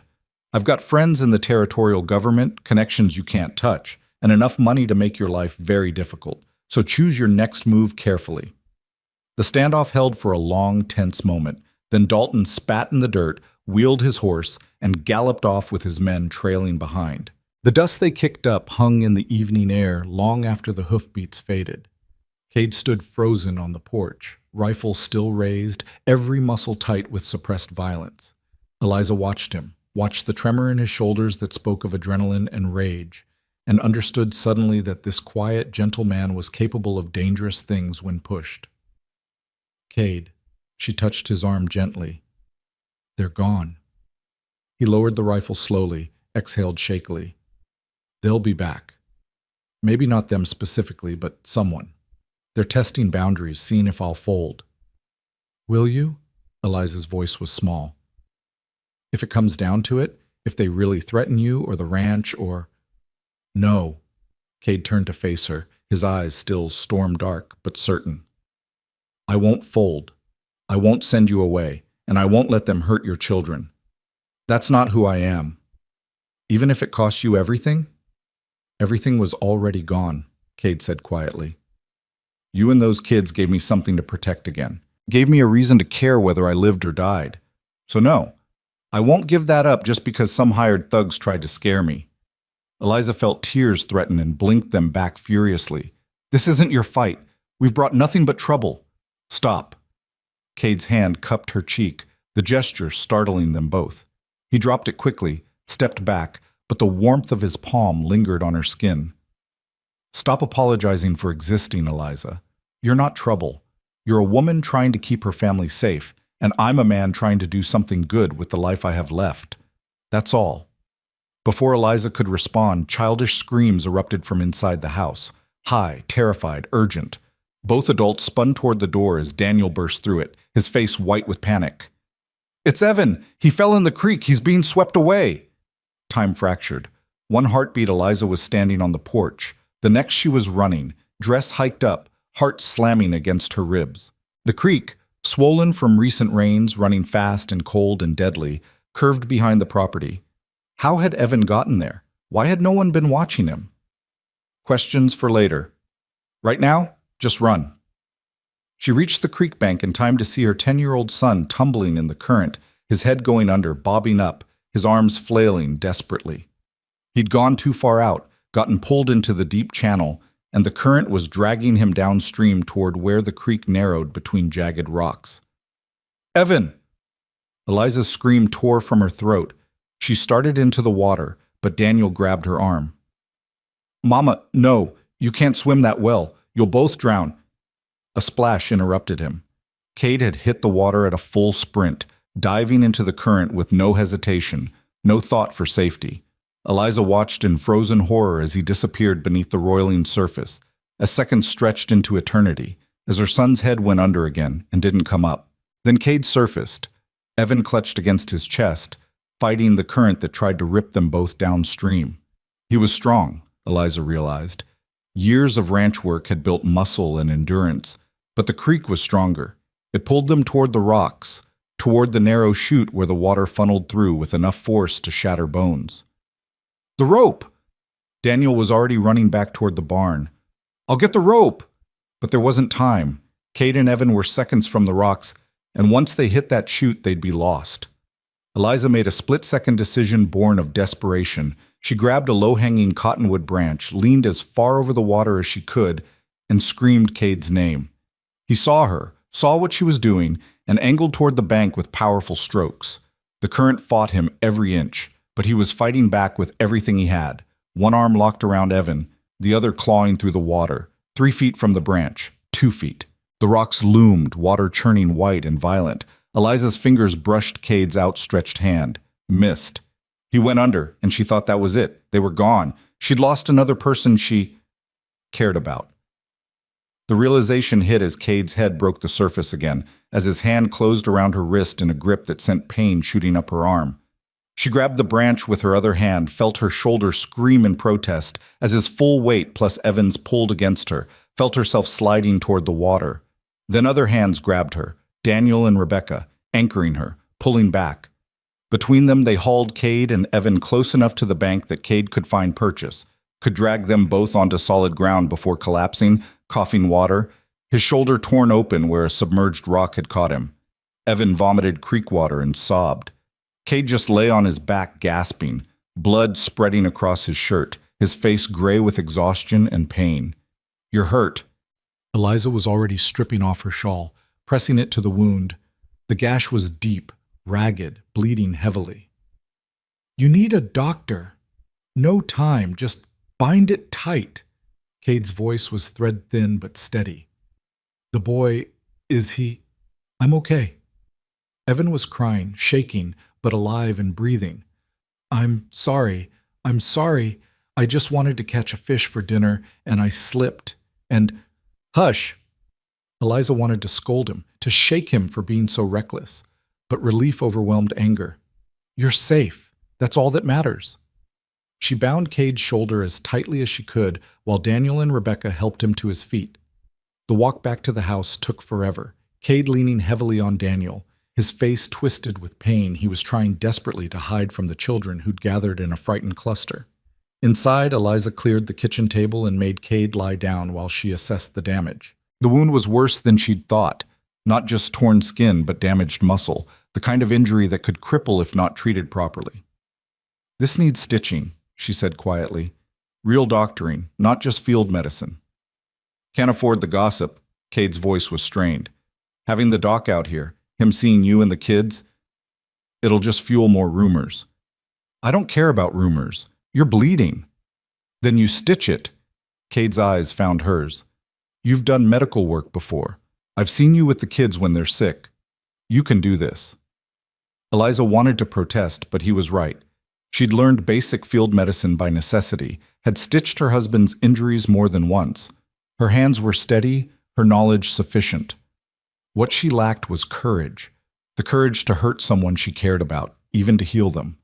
But Kate had jumped into a flooding creek to save her child without hesitation. The least she could do was return the favor. "Rebecca, boil water and bring me the sewing kit. Daniel, find whiskey. There's a bottle in the cupboard. Margaret, Martha, keep the little ones upstairs and distracted." Eliza rolled up her sleeves. "And Cade? This is going to hurt." "I know." His jaw was tight, his breathing shallow. "Do what needs doing." She cleaned the wound with boiled water and whiskey, watching him bite down on leather to keep from screaming. She threaded the needle with fingers that didn't shake despite the terror in her heart. And then she stitched him back together, pulling torn flesh into alignment, her movements careful and sure, while he gripped the table edge hard enough to leave marks in the wood. 15 stitches. By the time she finished, Cade's face was gray and slick with sweat, but he hadn't made a sound beyond harsh breathing through clenched teeth. Eliza bandaged the shoulder with clean cloth, her hands gentle now that the worst was done. "You need to rest," she said quietly. "No work for at least a week, maybe 2. "Can't rest. Ranch doesn't run itself." "Then we run it." Daniel's voice came from the doorway, young but determined. "Me and James and the girls, we've been learning from you, Mr. Mercer. We can handle things while you heal." Cade looked at the boy, 15 years old and trying so hard to be a man, and something in his expression softened. "You'll need help with the heavy work." "We'll figure it out." Rebecca appeared beside her brother, equally determined. "You saved Evan's life. You got hurt protecting our family. Let us take care of you for once." "Family." Cade repeated the word slowly, as if tasting it. His gaze shifted to Eliza, and something passed between them. Recognition, understanding, the acknowledgement of a truth they'd both been avoiding. "Is that what we are now?" Eliza looked at this man who'd taken them in when no one else would, who'd faced down land agents and town gossip, who just nearly died saving her child. She looked at her children clustered in the doorway, their faces tight with worry for the man who'd become more than just their employer. She felt the weight of the moment pressing down, demanding honesty. "Yes," she whispered. "I think maybe we are." Cade's good hand found hers, squeezed gently. "Good," he murmured, his voice rough with exhaustion and pain and something else, something that made Eliza's heart stutter. "I want all of you, remember?" Then his eyes closed, consciousness slipping away, and Eliza sat beside him, holding his hand while her children gathered close, and the reality of what had happened, what had almost happened, crashed over them all. Family keeps each other alive. Cade had said that, there in the water, risking everything for a child that wasn't his. And in that moment, Eliza finally understood what he'd been offering from the beginning. Not charity, not pity, but belonging. A place where they could be more than burdens, more than survivors, more than the desperate refugees no one wanted. A place where they could be home. Cade woke in his own bed with no memory of getting there, his shoulders screaming and his mouth tasting like old leather and regret. Afternoon light slanted through the window, golden and warm, and for a confused moment he thought he was alone. Then he heard the soft rustle of fabric and turned his head to find Eliza sitting in the chair beside the bed, her sewing forgotten in her lap, her eyes closed in exhausted sleep. She looked different in repose, younger, the lines of worry smoothed from her face, her dark hair escaping its pins to curl around her cheeks. Beautiful, Cade thought, then immediately felt guilty for thinking it. She was his employee, a widow under his protection, a woman who'd trusted him to keep her children safe. Noticing that she was beautiful felt like a violation of that trust. But he noticed anyway, and the noticing made his chest tight with something he hadn't felt in 6 years. Something dangerous and unwelcome and utterly impossible to ignore. "You're staring!" Eliza's eyes opened, catching him, and Cade felt heat rise in his face like a schoolboy caught passing notes. "Sorry, I was just wondering how I got upstairs." "Daniel and James carried you. You were unconscious by then, which was probably a mercy given how much the movement must have hurt." Eliza set aside her sewing, leaned forward to check his bandages with practiced efficiency. "How's the pain?" "Manageable." A lie. His shoulder felt like it was being torn apart by wolves, but admitting weakness had never come easy. "How long was I out?" 14 hours. It's past noon now." Her fingers were gentle against his skin, checking for fever, for infection, for the 100 small signs that a wound was going bad. "You were lucky. The rock missed the major blood vessels by inches. If it had hit differently—" She didn't finish the sentence, but Cade heard what she wasn't saying. If it had hit differently, he'd have bled out in the creek, and Evan would have drowned, and this fragile thing they'd been building would have shattered before it had a chance to become real. "The boy?" Cade asked. "Fine. Shaken, guilty, promising never to go near the creek again without permission." Eliza's smile was wan. "He's been up here 6 times to check on you, convinced this is all his fault." "It's not. Kids do foolish things. That's their job." Cade tried to sit up, gasped as pain lanced through his shoulder and fell back against the pillows. "Damn it! Don't move." Eliza pressed him back gently but firmly. "You tore muscle, Cade. It needs time to heal, and you pushing yourself too soon will only make it worse. The ranch is being managed. Your children—" She paused, corrected herself. "My children are handling the daily work. Daniel's got a natural head for livestock, and Rebecca's been organizing everything else like a field general. We're fine. You need to rest." "Your children." Cade caught the slip, saw the faint color rise in her cheeks. "You almost called them mine." "I misspoke." "Did you?" Cade held her gaze, saw the truth she was trying to hide. "Because last night you said we were family. I remember that much, even through the pain fog." Eliza stood abruptly, moved to the window, her back to him. When she spoke, her voice was carefully controlled. "You nearly died saving Evan. In that moment, it felt appropriate to acknowledge what you've become to us. But in the clear light of day, we both know the reality. You're my employer. We're your workers. Anything else is just what?" Cade pushed himself up on his good elbow, ignoring the protest from his shoulder. "Just foolish? Just dangerous? Just too complicated to acknowledge?" "All of the above." Eliza wrapped her arms around herself, a gesture of self-protection Cade had seen too many times. "You jumped into that creek without thinking. You risked your life for my child. Do you understand what that means to me? What it would have done to the children if you died?" "I understand that sometimes you don't think. You just act." Cade's voice was rough. "That boy was drowning. I wasn't going to stand there and watch." "Because you're a good man." Eliza turned to face him, and Cade saw tears tracking down her cheeks. "You're a good man, and I've brought nothing but trouble to your door. The town gossips about us. Land agents threaten you, and now you're laid up with an injury that could have killed you, all because you decided to help a desperate widow with too many children." "Stop that!" Cade tried to swing his legs out of bed, managed it on the second attempt despite the nausea that rose in his throat. "Stop making yourself small. Stop apologizing for existing. You didn't bring trouble. Trouble found you, and you survived it with more courage than most people show in a lifetime. Cade, you need to lie down. I need you to listen." He stood, swayed, caught himself on the bedpost. "That day I found you on the road, you were dying. All of you were dying, and you were still walking, still fighting, still refusing to quit. Do you know what that did to me? Seeing that kind of strength, that kind of stubborn refusal to surrender?" Eliza shook her head, mute. It woke something up, Cade said quietly. Something I thought died with Sarah. Purpose, maybe, or just caring whether tomorrow came. For 6 years, I went through the motions. Worked the ranch because it's what you do, not because it mattered.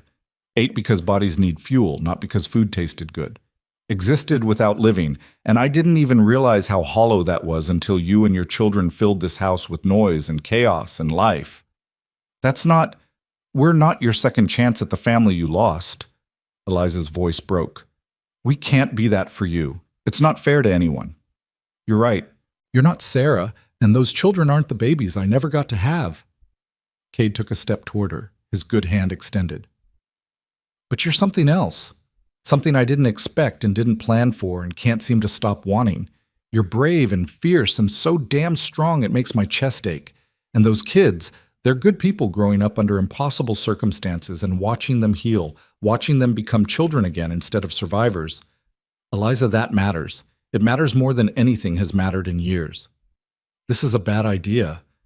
But Eliza's hand reached for his anyway, her fingers trembling as they laced through his. We barely know each other. You're injured, and I'm a mess. My life is complicated and messy and full of children who need more than I can give them. Then let me help give it. Cade pulled her closer, ignoring the scream from his shoulder. Not as your employer, not as charity, as, he searched for the right word, found only truth, as someone who cares. About you, about them, about this thing we've been building without meaning to. The town will crucify us. Let them try. Dalton and his men will come back, and I'll deal with them. You could lose everything. Everything was already lost.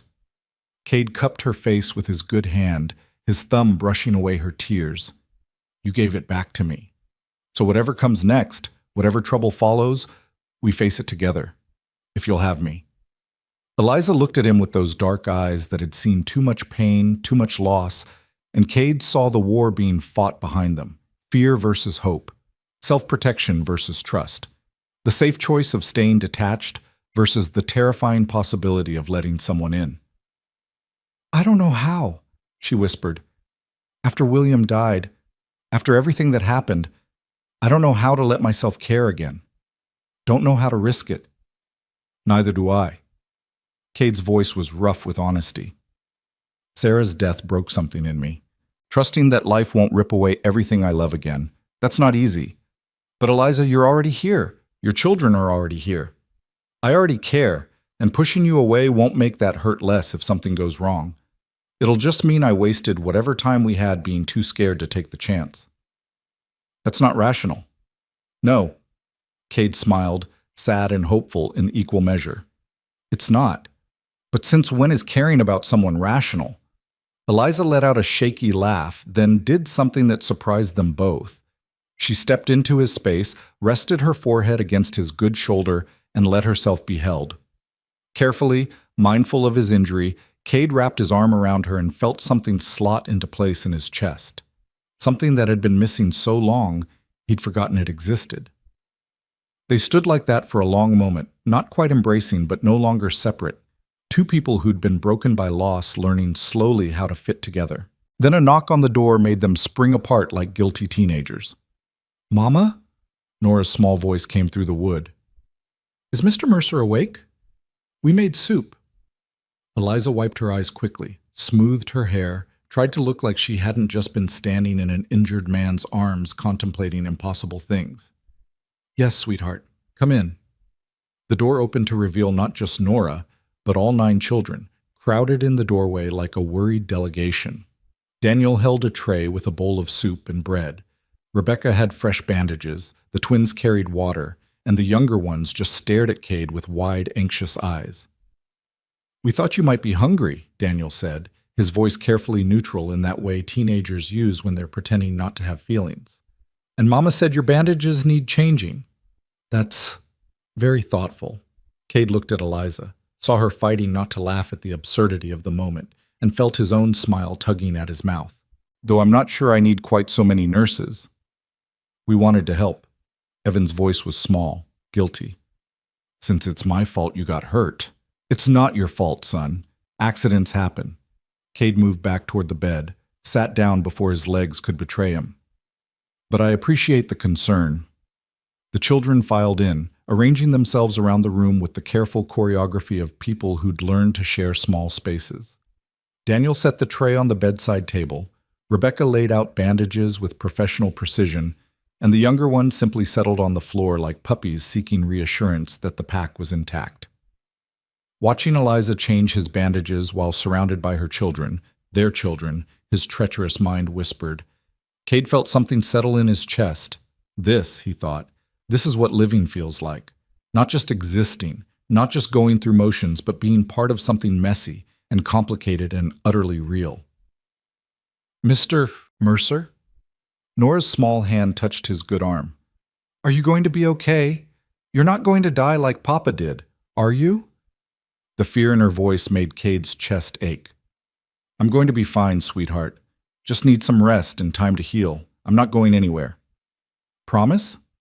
Those big eyes demanded truth, not platitudes. I promise. Cade glanced at Eliza, saw her throat work as she swallowed hard. I'm not leaving any of you, not if I can help it. Over the next 3 days, Cade learned what it meant to be cared for by a family. The children rotated through his room in shifts, Daniel bringing ranch reports morning and evening, Rebecca delivering meals with the efficiency of a field hospital nurse, the twins reading to him from Sarah's old books, the younger ones simply sitting quietly and drawing pictures they'd leave on his bedside table. Even baby Ruth made appearances, her small presence a warm weight in his good arm while Eliza tended to chores. It was exhausting and overwhelming and the best thing that had happened to him in 6 years. But the outside world didn't stop just because Cade was confined to bed. On the 4th day after the accident, Daniel came upstairs with his face tight with worry. We've got a problem, he said without preamble. 3 head of cattle missing from the north pasture. Fence was cut, not broken. Cade's stomach dropped. Cut fence meant deliberate theft, and deliberate theft meant Dalton was making good on his threat. How recent? Last night, I'd guess. I only noticed this morning during the count. Daniel's hands clenched into fists. I know what you're thinking, that it's those land agents, but Mama says we should just report it to the sheriff and let the law handle it. Your Mama's right. Cade pushed himself up carefully, testing his shoulder. The pain was less now, more ache than agony.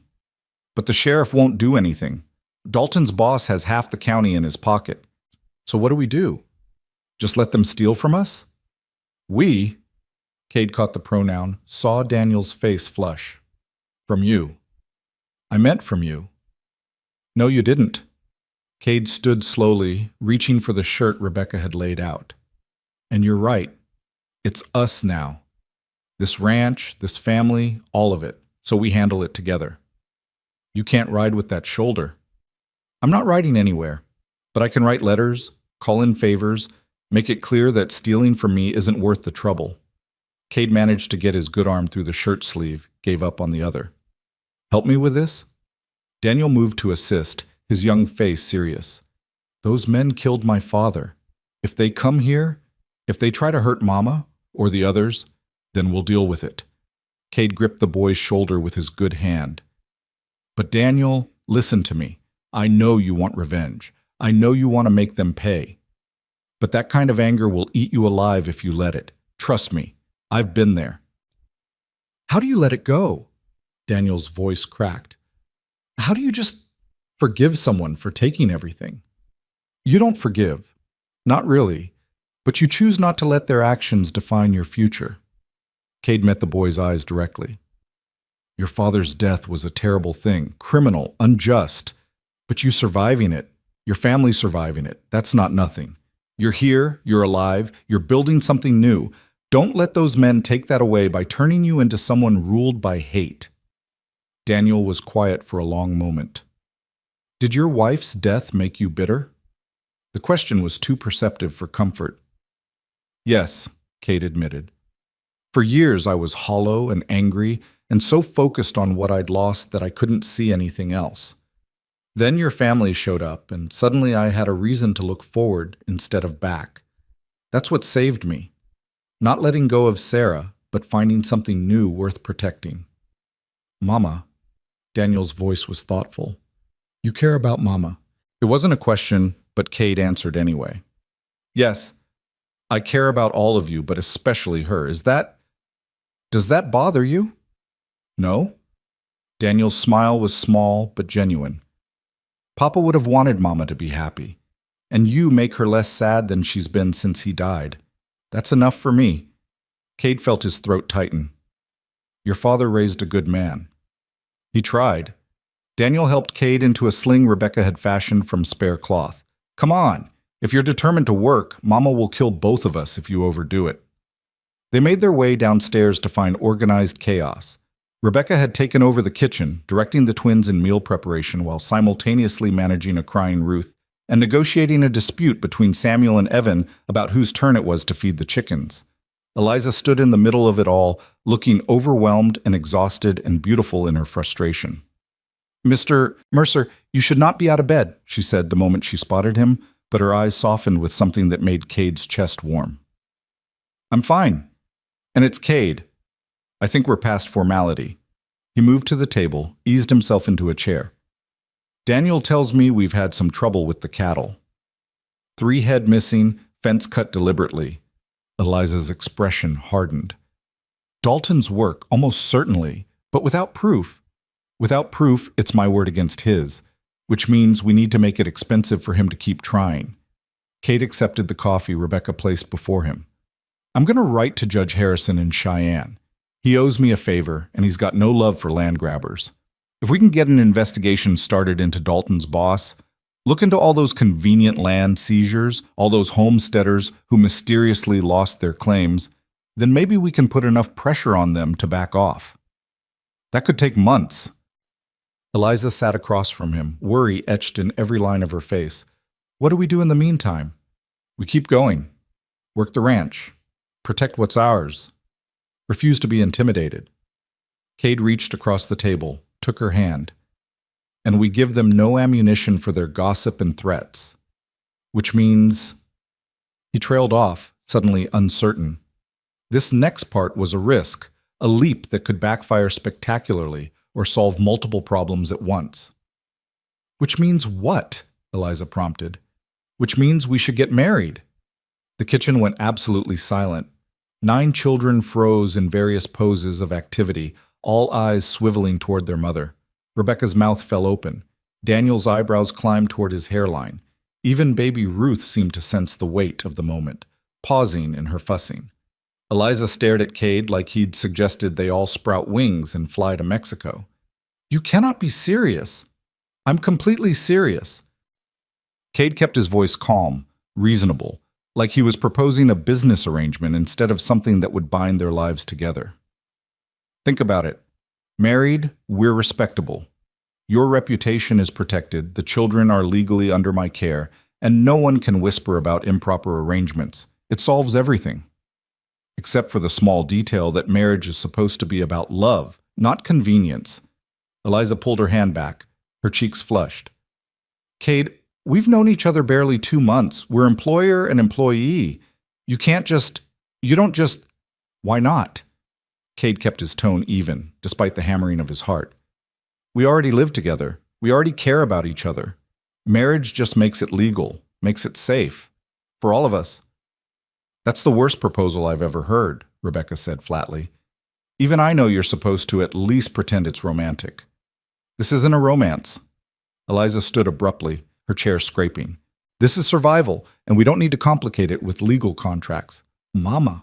Daniel's voice was quiet but firm. Maybe we should think about it. Mr. Mercer's right. If you were married, the town gossips would have nothing to say, and if something happened to you... He couldn't finish the sentence, but everyone understood. If Eliza died, her children would be orphans, but if she married Cade, they'd have legal protection. Nothing's going to happen to me, Eliza said sharply. That's what Papa thought. The words came from Evan, small and devastating. Then men killed him, and everything fell apart. Mr. Mercer's trying to keep that from happening again. Eliza looked at her children, at their anxious faces, their hope barely contained, their desperate desire for security, and Cade saw the exact moment she broke. This is not how marriage is supposed to work, she whispered. I know. Cade stood, moved to her side. Eliza, I'm not asking you to love me.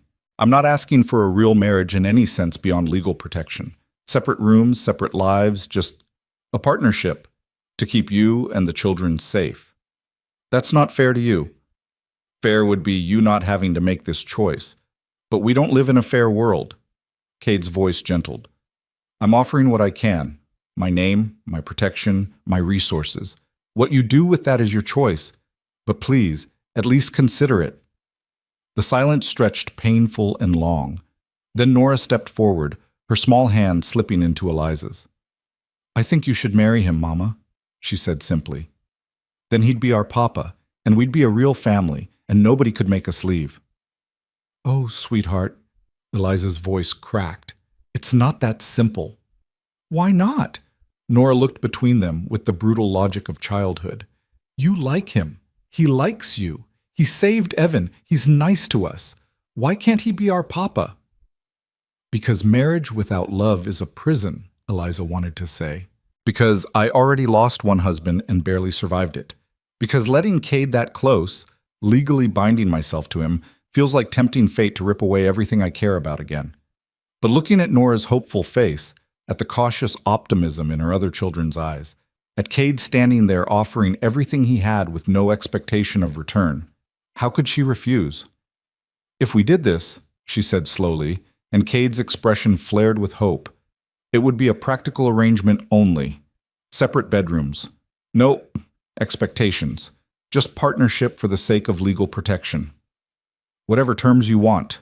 Cade's voice was rough with relief. I'm not asking for anything you're not willing to give. Then, Eliza took a shaky breath. Then, yes. For the children's sake.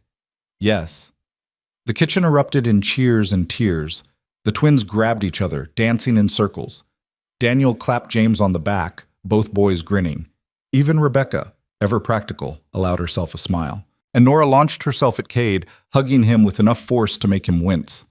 Easy on the shoulder, sweetheart, he laughed, but his good arm wrapped around the little girl, and when he looked at Eliza over Nora's head, his eyes held something that made Eliza's heart stutter. Not love. Not yet. But the possibility of it, fragile, terrifying, and utterly inevitable. They were married 3 days later in the ranch's front parlor with only the children as witnesses. No fancy dress, no elaborate ceremony, just Reverend Ashford reading vows with pursed disapproval while Cade stood in his cleanest shirt, and Eliza wore a simple blue dress Rebecca had helped her alter. The children crowded close, holding hands, and when Cade slipped a simple gold band on Eliza's finger, she felt the weight of it, like a promise and a warning both. You may kiss your bride, Reverend Ashford intoned with the enthusiasm of someone announcing a funeral. Cade looked at Eliza, question in his eyes. They hadn't discussed this part. Eliza nodded once, and he leaned in, pressing his lips to hers in a kiss so brief and chaste it barely counted. But even that moment of contact sent warmth flooding through her chest, and when he pulled back, Eliza saw her own confusion mirrored in his face. This was supposed to be practical, just a legal arrangement. So why did it feel like so much more? The children cheered anyway, and Rebecca produced a cake she'd baked in secret, and for one afternoon they pretended this was a real celebration of love instead of a defensive move against gossip and legal vulnerability. That night, Eliza stood in what was now officially her bedroom. Cade had moved his things to the small guest room despite her protests, and looked at the ring on her finger. Mrs. Cade Mercer. A name that wasn't hers but might become hers, given time and circumstance and the slow erosion of the walls around her heart. A soft knock interrupted her thoughts. Come in, she called, expecting one of the children. Instead, Cade stood in the doorway, hesitant. Just wanted to make sure you were... That is, if you need anything. I'm fine. Eliza turned to face him. Thank you for today, for all of this. You're welcome, though I think I should be thanking you. You've given me a family again. Cade smiled, sad and hopeful. Eliza, I meant what I said. No expectations. This is whatever you want it to be. I know. Eliza moved closer, studying this man who'd become her husband through necessity and stayed through choice. Cade, what if I don't know what I want? What if I'm too broken to figure it out? Then we figure it out together. His good hand cupped her cheek, thumb brushing her skin with heartbreaking gentleness. No rush, no pressure, just time, and whatever comes of it. Eliza let herself lean into his touch, just for a moment, allowing herself to imagine what it might be like if this practical arrangement became something real, something chosen, not from desperation, but from genuine feeling. Then she stepped back, putting safe distance between them. "Good night, Cade." "Good night, Eliza." He left, and she listened to his footsteps fade down the hall. Only then did she let herself sink onto the bed, ring glinting in the lamplight, and wonder what she'd just agreed to. Outside the window, the Wyoming night stretched vast and star-filled, full of possibilities that both terrified and tempted her in equal measure. Marriage, Eliza discovered, was strange when it existed only on paper. For 3 weeks after the ceremony, she and Cade moved around each other with careful politeness. Him in his guest room, her in what had been his bedroom, both maintaining the boundaries they had agreed upon, while the children watched with growing confusion. They worked the ranch together, shared meals, discussed household matters with the efficiency of business partners, and retired separately each night to rooms that felt too empty and too full at the same time. The town's reaction to their marriage was exactly what Cade had predicted. Gossip shifted from scandalous cohabitation to hasty weddings, and questions about whether Eliza had trapped him. But the venom had dulled somewhat, replaced by grudging acceptance. Mrs. Mercer was respectable now, even if the circumstances were suspect. The children were legally protected. The arrangement, however unconventional, was proper. It should have felt like victory. Instead, it felt like limbo. Eliza caught herself watching Cade more than she should. The way he moved now that his shoulder was healing, the patience he showed teaching Evan to rope fence posts, the gentle competence with which he handled baby Ruth when she fussed.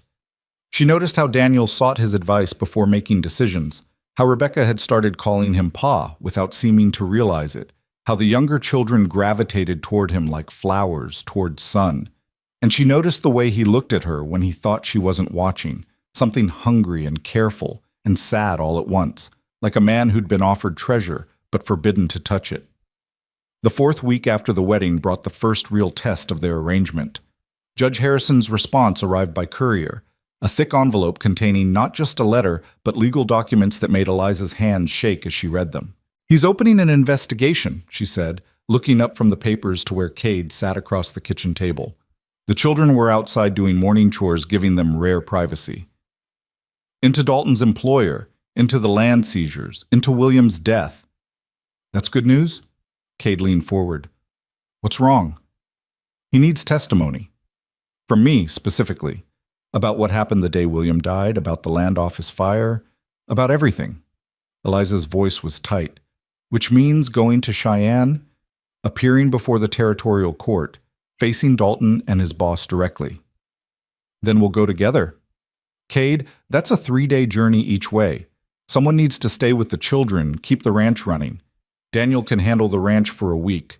He's been doing most of the work anyway while I was healing." Cade's tone was firm. "And there's no way in hell I'm letting you face those men alone. This isn't your fight. It became my fight the moment I married you." Cade reached across the table, his hand covering hers.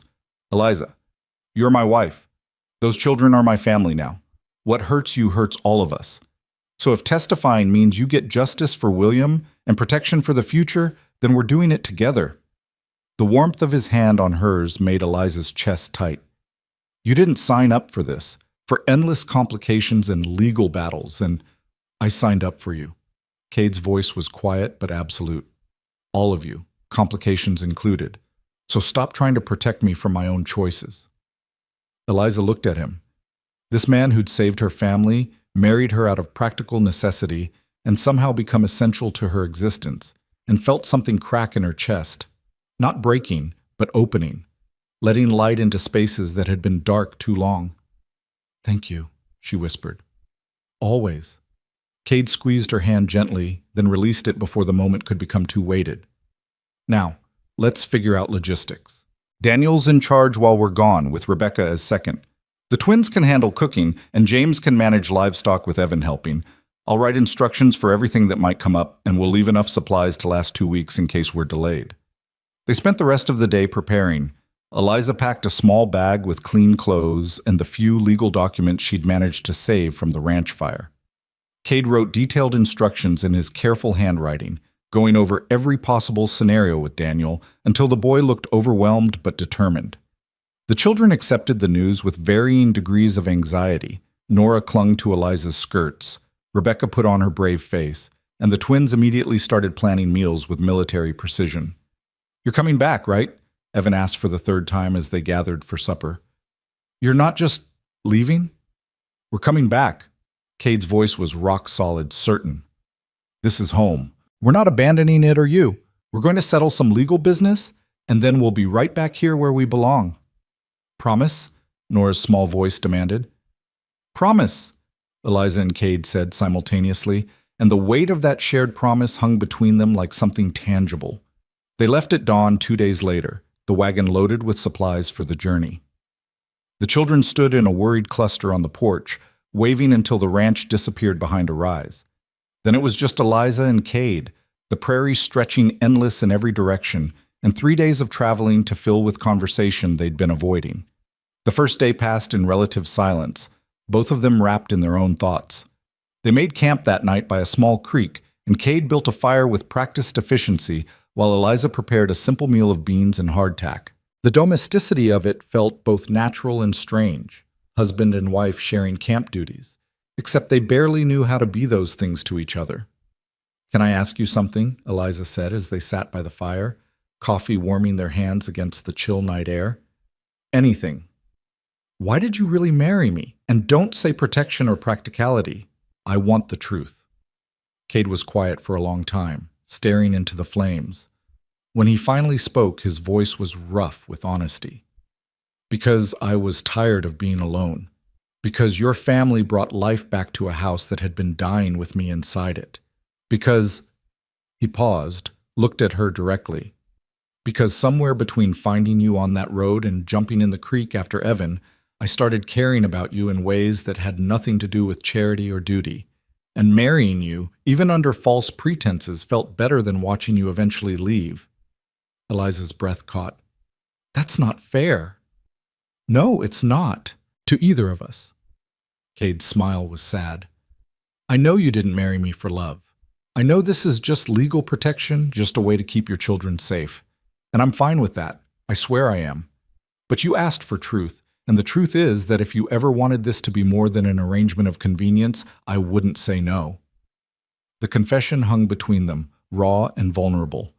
Eliza felt her heart hammering, felt the careful walls she'd built threatening to crumble entirely.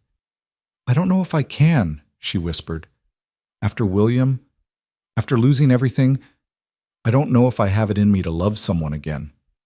To risk that kind of loss. I'm not asking you to love me." Cade's voice was gentle. "I'm just saying that if you ever wanted to try, I'd be here. No pressure, no expectations, just possibility." Eliza looked at him across the firelight, at his storm-gray eyes and weathered face and the quiet strength that had saved her family, and felt something shift inside her. Not love, not yet, but the recognition that maybe, someday, she could allow herself to fall. "I'll think about it," she said softly. "That's all I'm asking." They finished their coffee in companionable silence, and when they bedded down for the night in separate bedrolls with proper distance between them, Eliza lay awake listening to Cade's breathing and wondering when exactly he'd stopped being just her employer and started being something infinitely more complicated. The second day brought rain, cold, driving sheets that turned the road to mud and forced them to seek shelter in an abandoned homestead. The roof leaked in 3 places, the walls were drafty, and the whole structure looked ready to collapse, but it was better than drowning in the wagon. They huddled by a smoky fire Cade coaxed to life using wood that was only marginally less wet than everything else. Eliza's dress was soaked through, her hair plastered to her head, and she couldn't stop shivering despite the blanket wrapped around her shoulders. "Come here." Cade gestured her closer to the fire. "You're freezing." "I'm fine." But her teeth were chattering, giving lie to the words. "Eliza, don't be stubborn. You'll catch pneumonia." When she didn't move, Cade sighed and came to her instead, wrapping his own dry blanket around both of them and pulling her against his side. "Body heat, purely practical." It should have been awkward, should have felt like a violation of their careful boundaries. Instead, it felt like coming home, his warmth seeping into her cold skin, his arms solid around her shoulders, his heartbeat steady beneath her ear when she finally gave up and leaned into him fully. "This doesn't change anything," she said, but the protest was weak. "Of course not." Cade's voice held amusement. "Purely survival measures. Sarah would have approved. She was always practical about these things." "Tell me about her." Eliza didn't know where the request came from, only that suddenly she needed to know. Really tell me. Not just the perfect memory, but the real person. Cade was quiet for a moment, his hand absently rubbing her arm through the blanket. She was stubborn, infuriatingly so. Once she got an idea in her head, there was no talking her out of it. She wanted to homestead in Wyoming, despite everyone telling her it was too hard for a woman. She proposed to me after knowing me 3 weeks because, as she said, she didn't see the point in wasting time when she knew what she wanted. Eliza smiled despite herself. "She sounds formidable." She was. And kind. The kind that doesn't come from naivety, but from genuine belief that people deserve compassion. Cade's voice grew softer. "When she got sick, she made me promise not to let grief turn me bitter. Made me swear I'd keep living, keep finding joy, keep being open to whatever came next. I broke that promise for 6 years. Then you showed up, and for the first time since she died, I understood what she meant. I'm not her." "No, you're not. You're you, fierce and brave and so determined to protect your children it makes me ache. You don't remind me of Sarah. You remind me of why living matters." Cade's arm tightened around her. "And if that scares you, I'm sorry, but it's true." Eliza turned her face into his shoulder, breathing in the scent of wool and smoke and something uniquely Cade. "It terrifies me," she admitted, "caring about you, letting myself depend on you. What if something happens? What if I lose you too? Then you'll survive it, because that's what you do." Cade's voice was rough. "But Eliza, you can't live your whole life afraid of loss. That's not living, that's just existing, and you deserve more than that." "So do you. Then maybe we deserve it together." They stayed like that as the storm raged outside, neither quite willing to name what was happening between them, but both feeling the shift nonetheless. When Eliza finally dozed off, her head on Cade's shoulder and his arm around her waist, it felt less like a practical arrangement and more like a choice. A small, terrifying, wonderful choice to stop running from the possibility of caring again. She woke to weak morning sunlight filtering through the broken roof and Cade still holding her, his own head tilted back against the wall in uncomfortable sleep. Studying his face in the soft light, the lines around his eyes, the scar on his jaw she'd never asked about, the gentleness of his expression even in sleep, Eliza felt her heart do something dangerous. She was falling in love with her husband. The realization should have sent her scrambling away. Instead, she let herself have one more moment of his warmth before carefully extracting herself and starting coffee, letting him sleep while she processed this new, terrifying truth. They reached Cheyenne by late afternoon of the 3rd day, tired and trail-worn but intact. Judge Harrison received them in his chambers, a stern man with kind eyes, who listened to Eliza's testimony with increasing grimness. "This is worse than I thought," he said when she finished. "If even half of what you're telling me is true, we're looking at systematic land theft, multiple murders, and corruption that reaches into the territorial government itself." "It's all true." Eliza's voice was steady, despite the tremor in her hands. "I have no proof. Everything was destroyed in the fire. But I'm willing to testify under oath, face Dalton and his employer directly, and stand by every word. It could be dangerous. These are powerful men who've proven willing to kill to protect their interests." Judge Harrison looked at Cade. "Mr. Mercer, you understand what you're taking on by supporting this. I understand that my wife deserves justice and that those men need to be stopped before they destroy more families." Cade's voice was firm. "Whatever it takes, we're seeing this through." The investigation moved faster than expected. Judge Harrison had apparently been building a case for months, waiting for someone brave enough to testify. Eliza's statement provided the final piece, and within 2 days, warrants were issued for Dalton and 3 of his associates, including the cattle baron himself. The arrests happened at dawn on the 5th day. Eliza and Cade weren't there. The judge had insisted they stay safely away, but they heard about it secondhand. Dalton had tried to run. His employer had tried to buy his way out. Neither had succeeded, and by noon they were in territorial custody awaiting trial.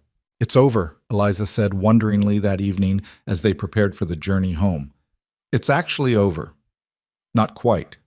Cade handed her a document Judge Harrison had provided. "This is the deed to your original ranch. The seizure has been declared illegal, and the property is being returned to you, to us technically, since we're married. But Eliza, it's yours if you want it." Eliza stared at the paper, at the familiar property description, at the promise of reclaiming what had been stolen. Her first instinct was pure joy. They could go back, rebuild, give the children their father's legacy.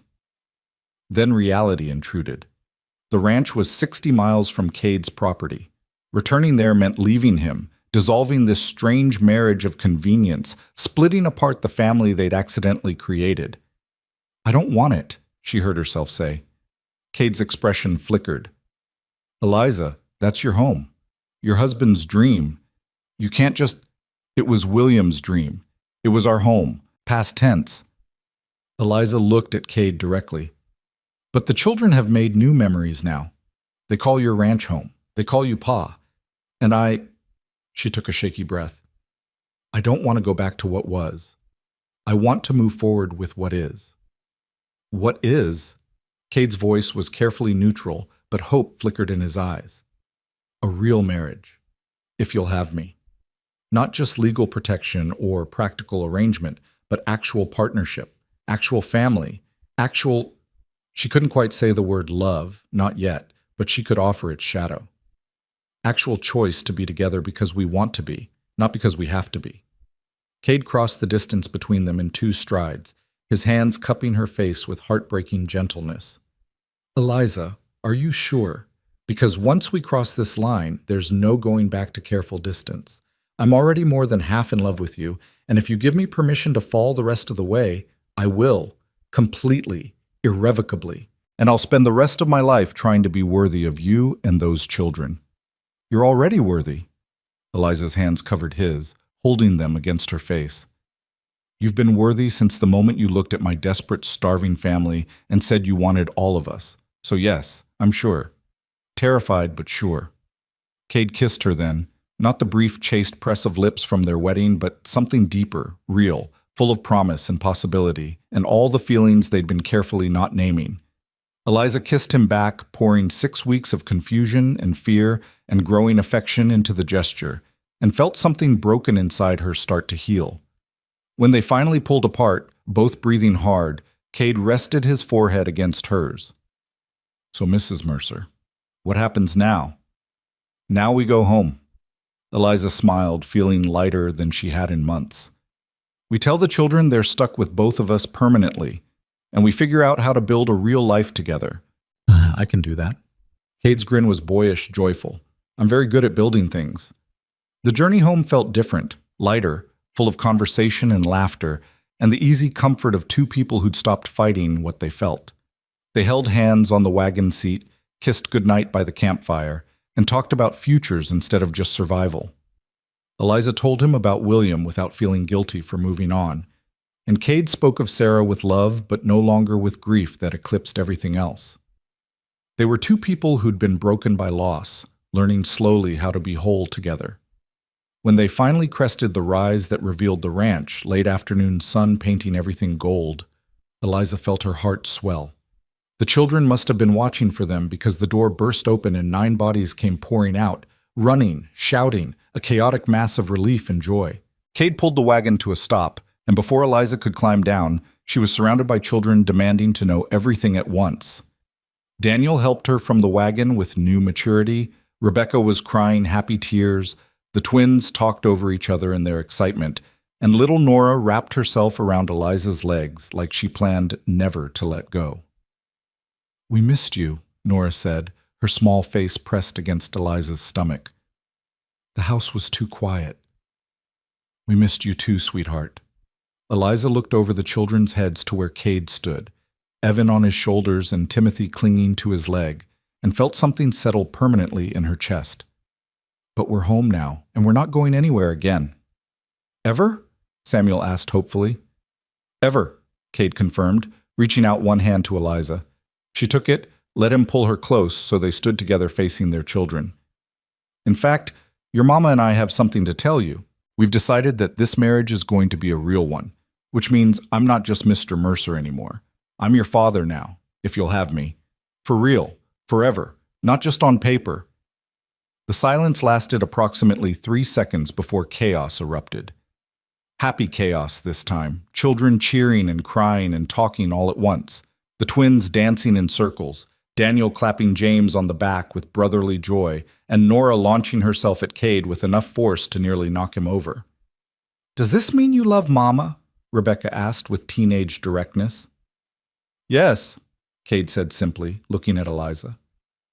"Very much." "And Mama, do you love Pa?" Evan asked, using the name that had become natural over weeks.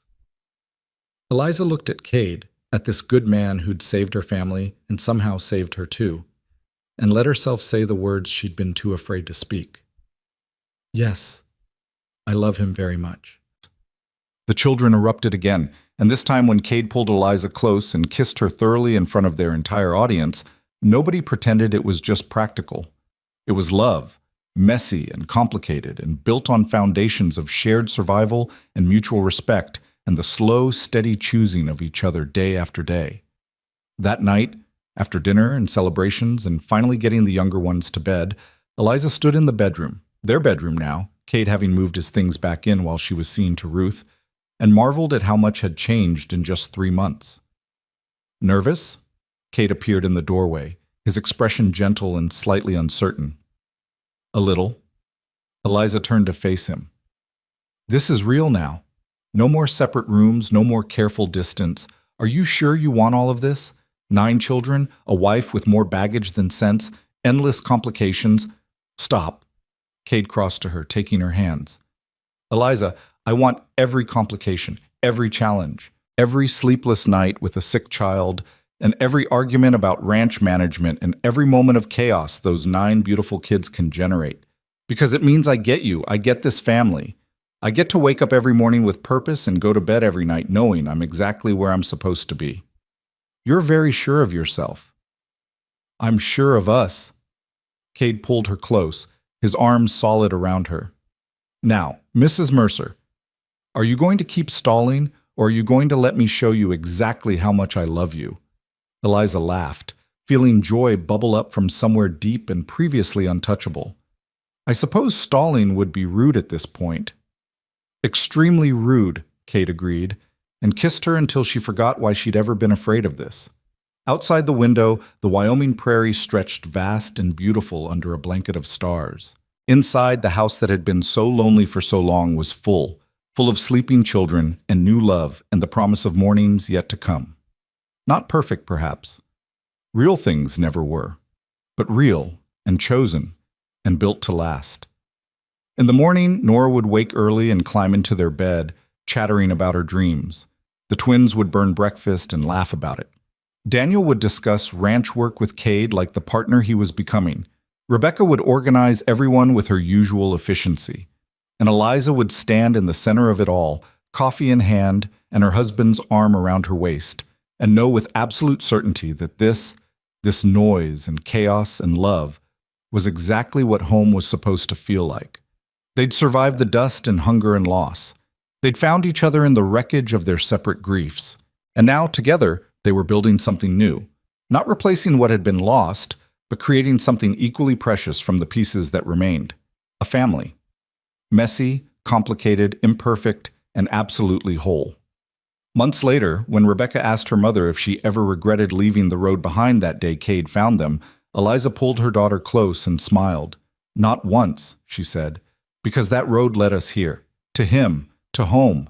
And sweetheart, this is exactly where we were always meant to be." And in the kitchen, overhearing, Cade looked at his wife, surrounded by their children, and understood exactly what Sarah had meant all those years ago. A home wasn't about the building. It was about the people inside it, the ones who chose each other, day after day, through hardship and joy and all the complicated beauty of actually living. He'd wanted all of them, And somehow, miraculously, he'd gotten exactly that.